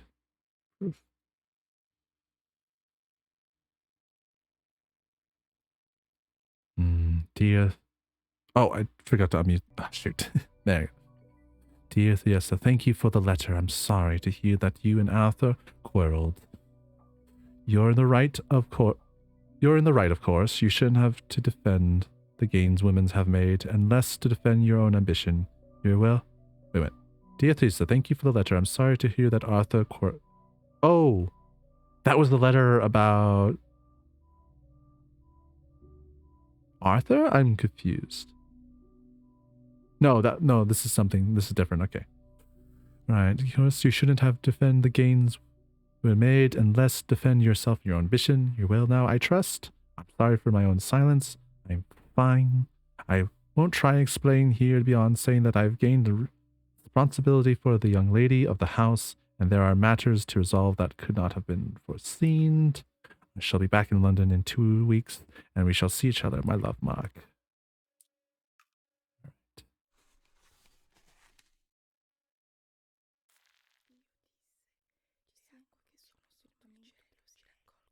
Chapter 3, Dunwich Beach. Tobias Pope and the things down there, ghouls, you saw them, and then that whole mad night, through the tunnel, the wood, the valley, it should all be denied, but you can't deny it. And London Arson knew what these dreamlands were, where they stood, that they were rules for all this, and rules that were being broken. You've come this far, you can't go back, no, you stop. You'll stop this. You'll see her safe. You rise the next day to find your razor is missing. Odd. Doris is in the kitchen. When you go to down, Anna asks her to sleep in the house to avoid any tongue wagging at your presence alone with her. You apologize for and explain your unshade behavior appearance to her. It was right by the sink there, sir. I haven't moved it. You have to stop her from going right off to look herself. Anna Pierce hasn't seen it either, and you have dissuaded her in turn from running into town for you. You'll go yourself as soon as the chemist opens. But as Doris clears the way the breakfast things, Anna says there's one thing that she has found. It was in her father's room. She thought he had one there, a key to the library. You can investigate. The key turns the two of you enter. Damage. One of the lockable mahogany cabinets is forced open, splintered out, empty. A heavy chain within runs to a metal book. Spine that has been ripped away still bears the scraps of thread and paper. Victor must have taken a book that he didn't have access to. That wasn't to be removed. And it comes across. Father kept a text there that he considered important but blasphemous. Do you know it? Carte des Glues, she answered. He took it. He says, Carte des Glues wasn't burnt that morning. I'm sorry, Mark. No, there was nothing you could do. It was me who let him convince me that I wasn't burning a book that I wasn't. In a cabinet, you'll find half a dozen notebooks written in Edmund's hand. You lay them out on the table, and you and Anna start looking through them, and she recognizes them, but hasn't read them. It's initially slightly embarrassing, reluctant to do so. They've been compiled over many years. The first dates from 1867. The last one stops at 1909. Breaks off quite suddenly, in fact. There are hundreds of pages of observations. As you scan, you find records of a conversation with Tobis Pope from 50 years ago. Edmund wandered in the dreamlands for all these years. An early book has extension notes on the cultist des Glues, which he has been annotated by Edmund very recently. The ink fresher, darker. The notes make the mention of the ones of us, a creature worshipped, feared by the ghouls. You sit and read together side by side. It's a surprise when Doris is at the door to say that lunch is ready, and you're both quiet with your thoughts as you eat. Worship and feared.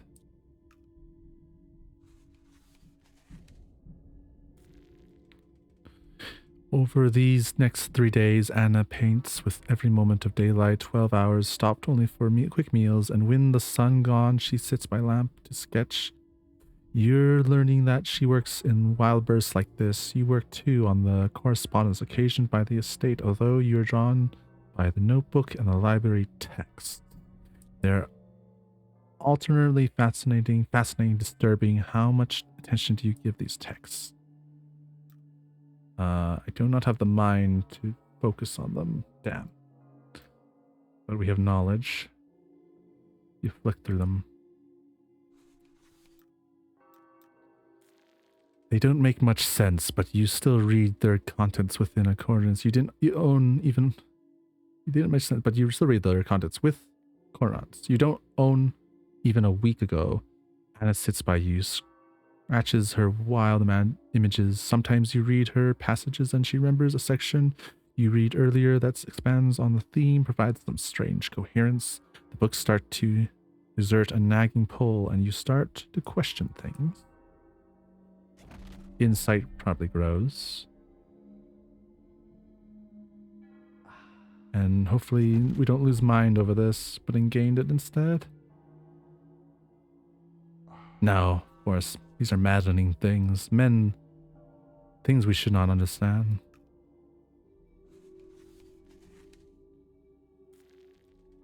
A letter from Edmund. On Friday, Anna finds you in your study. She's unearthed a letter for Edmund. It's from a Professor Alwyn Schofield, University librarian at Cambridge. Victor's alum mater. They seem to know each other well, and this letter is reply to one sent by Edmund on the morning he died. Though carefully worded, the response suggests Edmund was spoken out against Victor, and the professor suggests that if Edmund's able to visit the university, perhaps speak to the student there who knows Victor well. Mark, we have to go. She looks urgent. Do you agree? Or would you say you're uncomfortable with this? No, we agree with her, especially considering it'll wreck our body.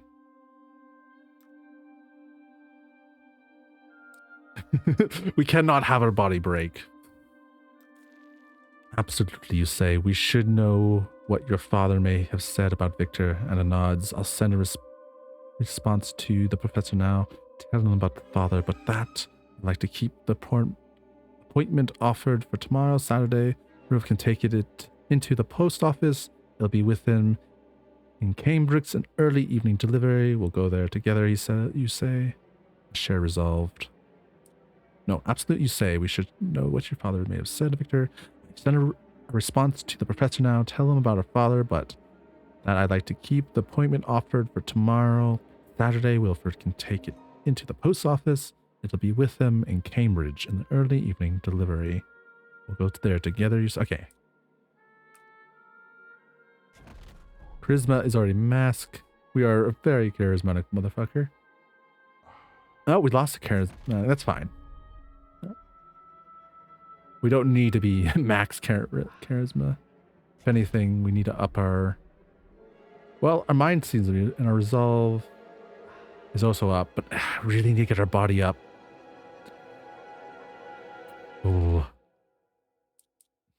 We are teetering on the edge of death and fears. I don't know how to fix this, but we'll carry on. To Cambridge. You notice how her beauty brings a ripple in its wake, and today it's no exception. She wears an expensive-looking slim black coat with a slouch hat, heels, and very red lipstick. She takes your arm as she climbs or descends the steps, takes your hand to board the train. As you sit in the carriage, she looks up from her magazine, smiles at you. You feel very proportional. Should you? What is that word? Good lord, that's a big ass word. What is that? What is the speed of parenting to ownership? What?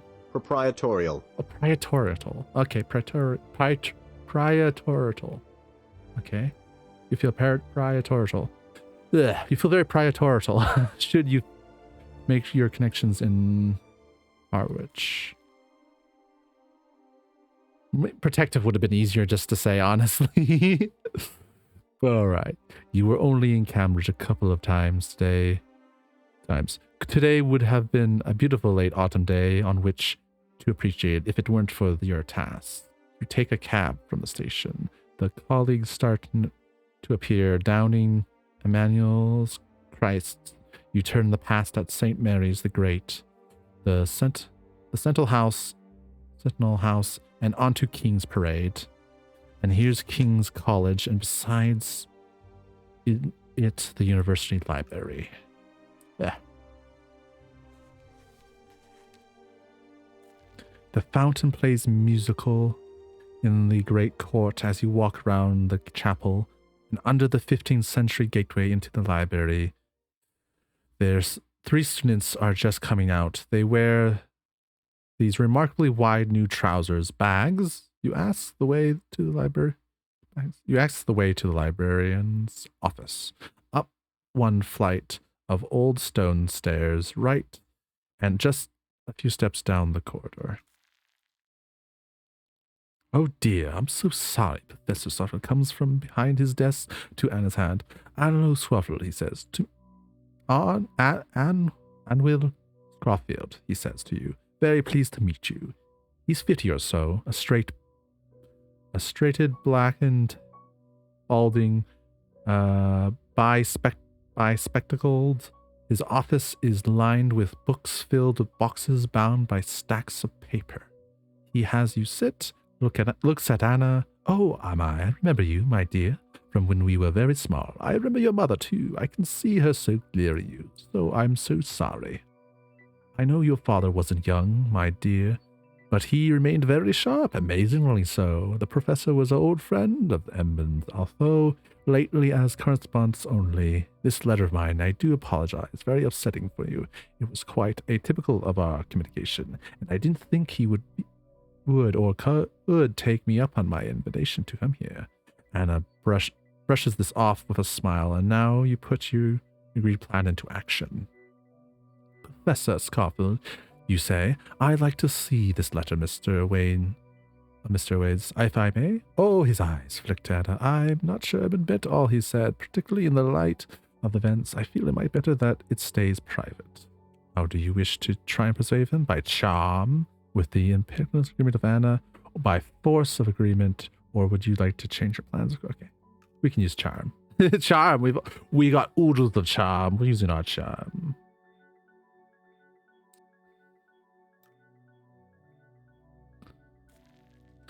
I agree entirely, Professor Scholar, you say easily. That's why Miss Wade has asked me to look at the letter for her. I managed the estate. If her father was treated at the end, then I will look past these passages. She needs learn nothing of them, but you understand that as the event was so sudden, she needs to know her father's mind as regards persons who she might need to place her trust in. Oh, quite. Yes, the professor nodding. Yes, I see. Well, let me just get it. Excellent. But I need my body up. But this works too. Oh, I fear when our body breaks. Professor Anna, Southfield, yeah. Location. Bunch of things added.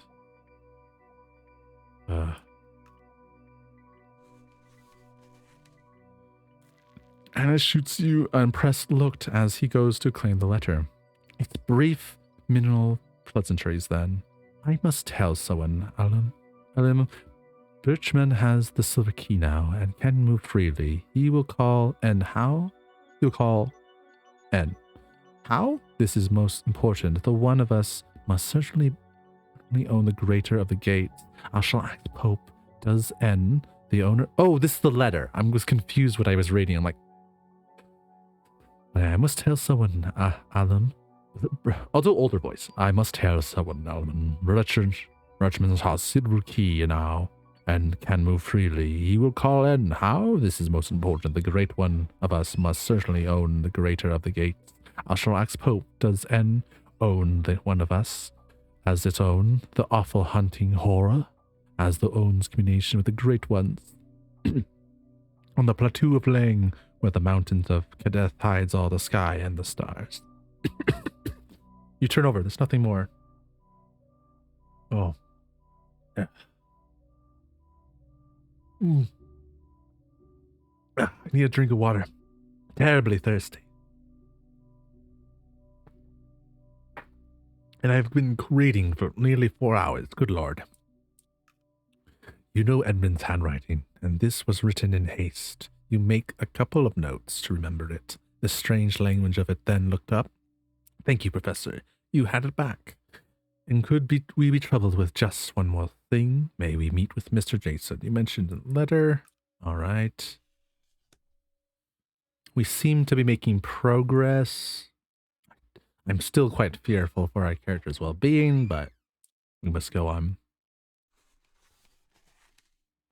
If we see anything that will up our character's health, we need that desperately. Certainly,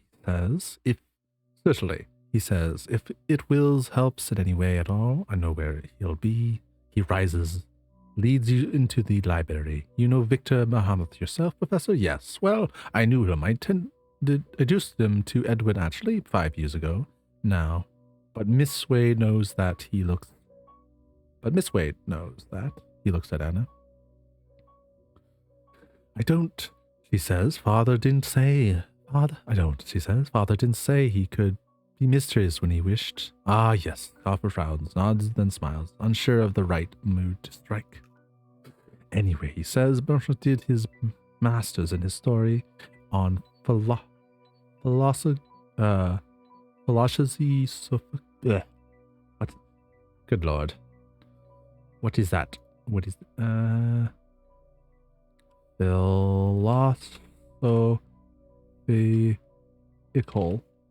philosophical briefs. Oh yeah, philosophical brief systems of the resonance.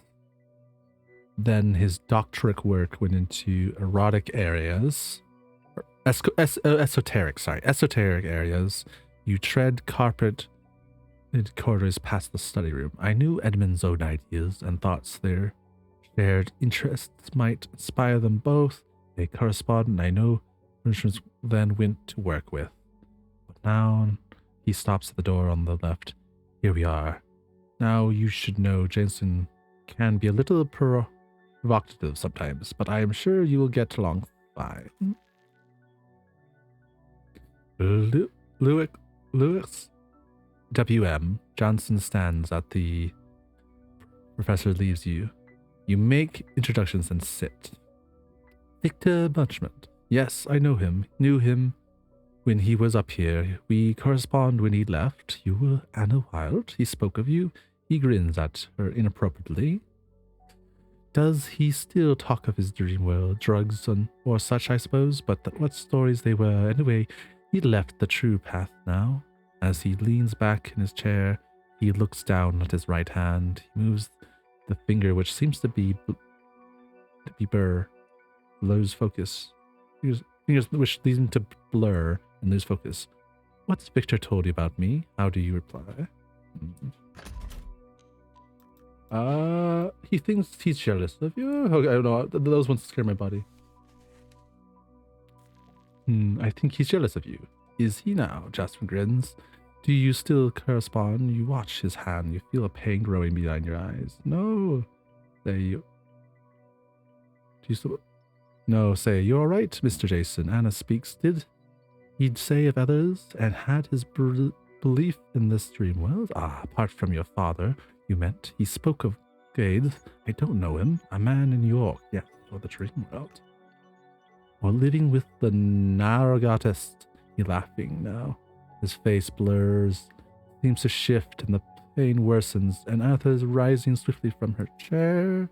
It's a relief to be away from him, though as you come back out into the light of day, your head still echoes with that pain. Did we gain back her? No, we lost charisma. That's fine. We were not losing our body over a bit of charisma. Did we lose resolve with that, though? No, we gained resolved. Interesting. LWM Johnson. I do not want to deal with this man again. He's too dangerous. He's too dangerous indeed. His very presence could kill us. Collapsed. Yeah, that's definitely how I feel. But everything else is very good. This is your last week here, as agreed with Mr. Neal.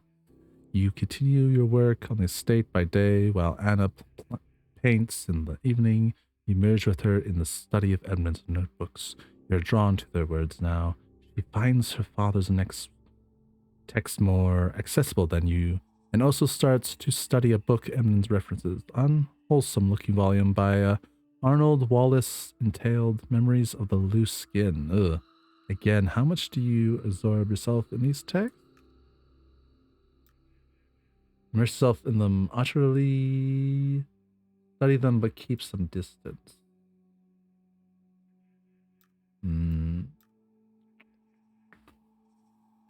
Losing a bit of charisma, but this one is this one needs resolve. This one, I think we should study them, but keep a distance. I think that's a wiser choice.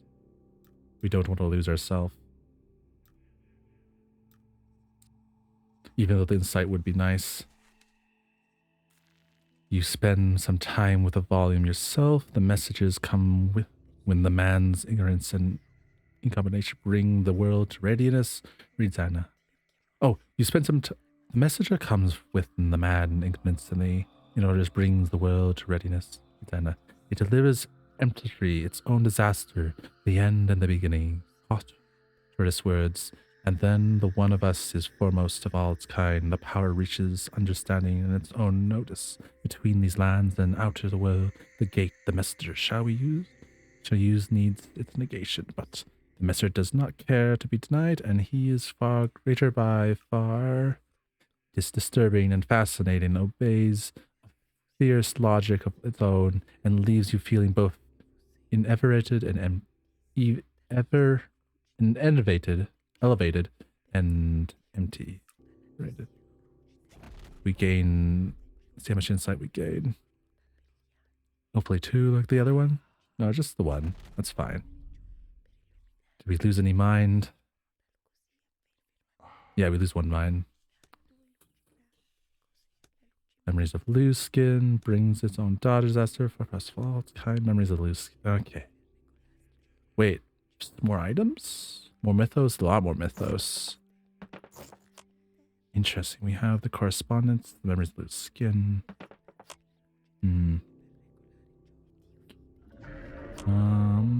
Artifacts. Memories of loose skin. On the surface, it's quite unreadable nonsense. It seems to center on a creature called the One of Us. It sits above the creatures called ghouls, but it hints at other strange things too. Interesting. All right. Knowledge. What knowledge? Bringing its own disaster. The messenger comes with the man of ignorance and it brings the world to readiness. It delivers empatry and its own disaster and the beginning of our worlds. Okay. Not sure that's useful for us yet. I think this is just. And one of us from us of the kind. Yeah. Where I read that. That was in the note. Must tell. Hence us. For us. Must tell. Yeah, it's a lot of information here. I think we'll come back when we need it. Worships in fear. Uncertain. Anywho, continue.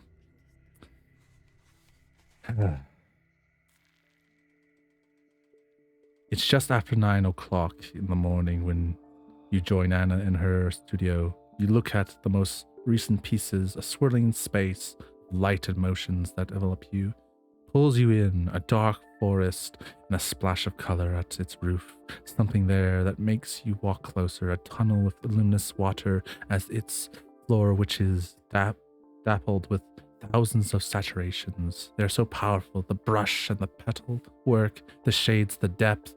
They're ready, she smiles. I wanted you to see these and tell you what happened. I dreamt last night and someone found me. Oh no. This is worrying. I was at the borders, a funny looking man with a crest of hair, harsh, clever eyes, harsh and clever eyes. He took me in on a journey. He traveled over land and the sea and then across the vast plateaus, the mountains so big that it swallowed the sky, a place there, and showed me his master, Nyarlathotep. Though by now I knew we weren't there, that he couldn't do this. She looks at you frankly. His master was beautiful. Oh no. Nyarlathotep is bad, lady. But he takes many forms too. Do not trust them. And I was back at the borders. I called the man the go-between, and he laughed, said he would go by that name to everyone. I knew he wants me, his master wants me, but I don't know what for. You must be frowning. That was all, Mark, that was all. Damn. We need to stop this. Something terrible will happen if they meet.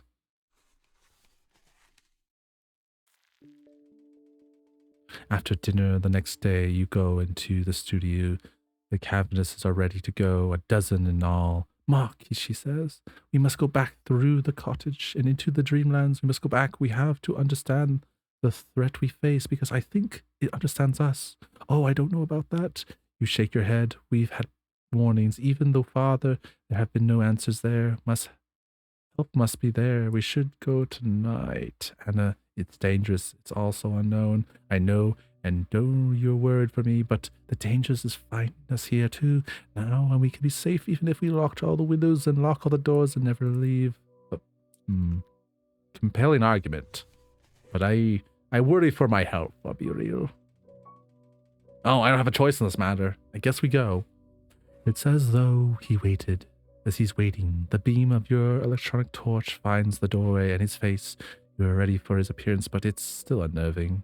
Men from there came out here, Pope says immediately. Tonight. Who were they? You have your stick. One had power. He actually shrugs.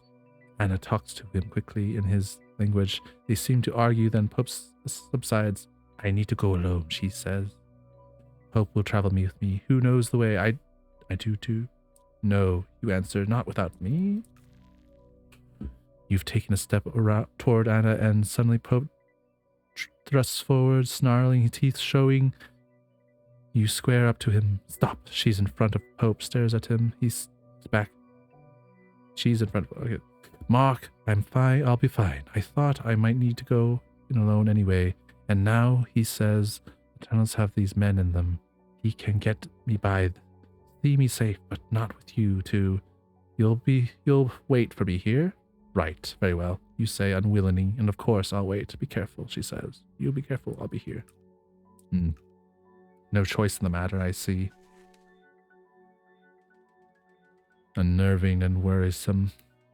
The beach is nearby, with the cottage in sight. You walk to the stand above it, look to Dunwich, a little cluster of the roofs. The sun just sits night.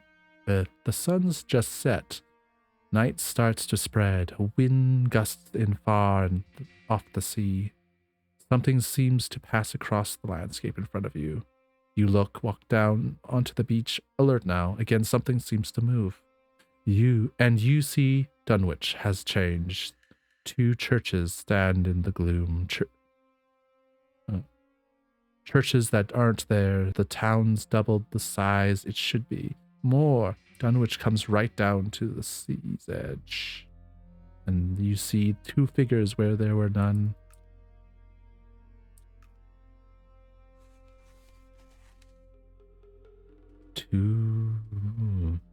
Ambush. Two men between you and this new Dunwich. This other Dunwich. A third man stands on the ridge where the beach rises. He signals to the others, who start to move purposefully toward you. They're 100 yards or so. It's hard to make them out in this light. One has a wide brim hat, the other a steel helmet of antique design. They carry guns, long muskets, have swords at their hips, like the soldiers in the dreamland. The smaller of them glances up at the other men, and now they start to run. Their attention is clear, and you've seen men who have killed, and these men have killed. What do you do? Stand fast or try and get away from them?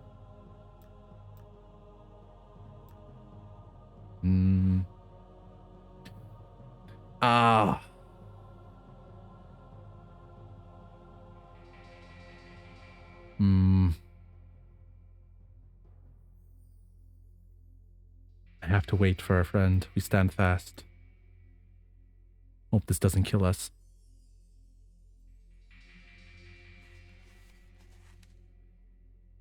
The men split, come at you from two angles. They run hard.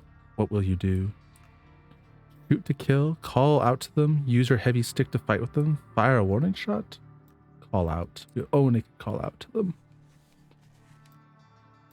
Stop! You hold up a hand.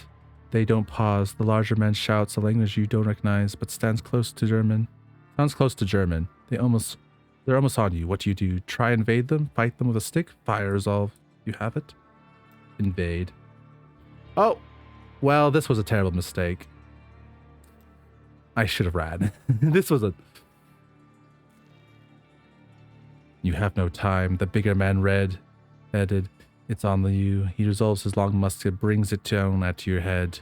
You jerk sideways. The musket crashes into the cylinders. You rush forward, shoulders first, to run through him. He falls down hard, and you are sprinting up away with the slow pitch. Damn! A shout from the corner of your eyes. You see the smaller man raise his musket. He clutches directly just as you hear the retort, and you feel a stab of pain on your lower wrist. You run on. You can run. It's just the pain, but it's considerable. You turn again and run. The second musket goes off. Nothing. And you're up off the beach onto the hearth. And you turn away, and it's only now that you see him. He's just 10 yards off, but a silhouette in the gloom. Dunwich, its church is behind him. The third man. He's short, a stubby figure. You can't see his face, but something in his posture, his manner, as you think back to that night in the flat. But you also know that this is played out. This is all played out now, and he simply watches as you turn to go and watches you leave. Damn. That was a terrible mistake. I should have ran.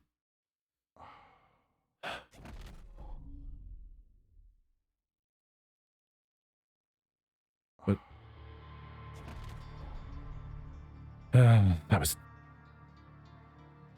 It was like gain some resolve. Location Dunwich Beach. What happens now that I've lost my body? As your body fails, all that's gone by finds you. Your mind sees everything. It's dark. Something is there. Something cold and terrible, older than time itself. It shifts. It's aware of you, and you shout. Lash out. If it had meaning, you look away. If you might, but you see it. A glided limp, a tentacle, and amongst the others, an eye, a god's eye. It opens, and now you scream. Light, you stare around. No, it's not here. You're back. No, it's not. Doesn't know you. Your body hurts. Pain and life flood through you. No, it's not in your head. Your body hurts. Pain and life flood through you. No, it's not in your head.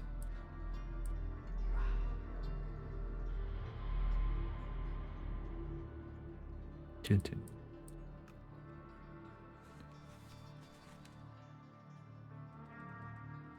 Watchful. You go back to the cottage. You wait, watchful now. All right. Fine. Finally, she hurries up. All right. I think that's a good place to end it. I think because we are just about at the 4-hour mark, and we taken a terrible blow to our character. We've made a terrible mistake.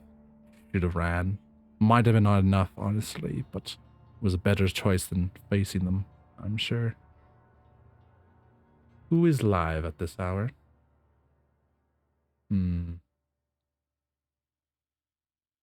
I think we'll go into Raid Haragi U. They're playing Silent Hill. I would like to raid them.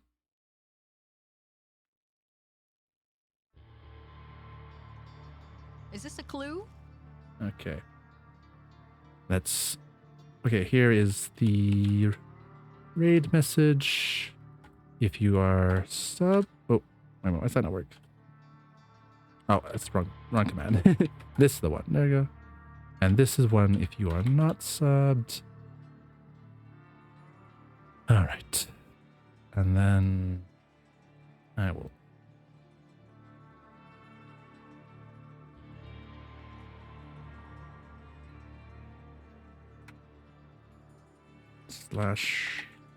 /raid.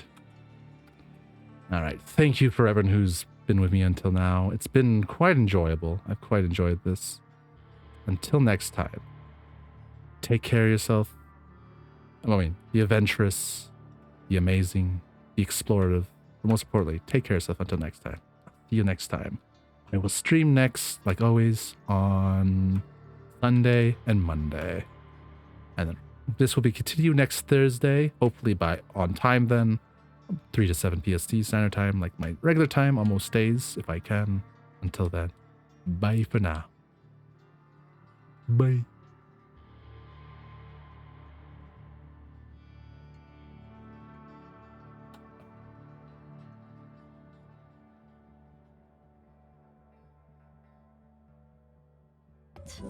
My wife. Who made her wet?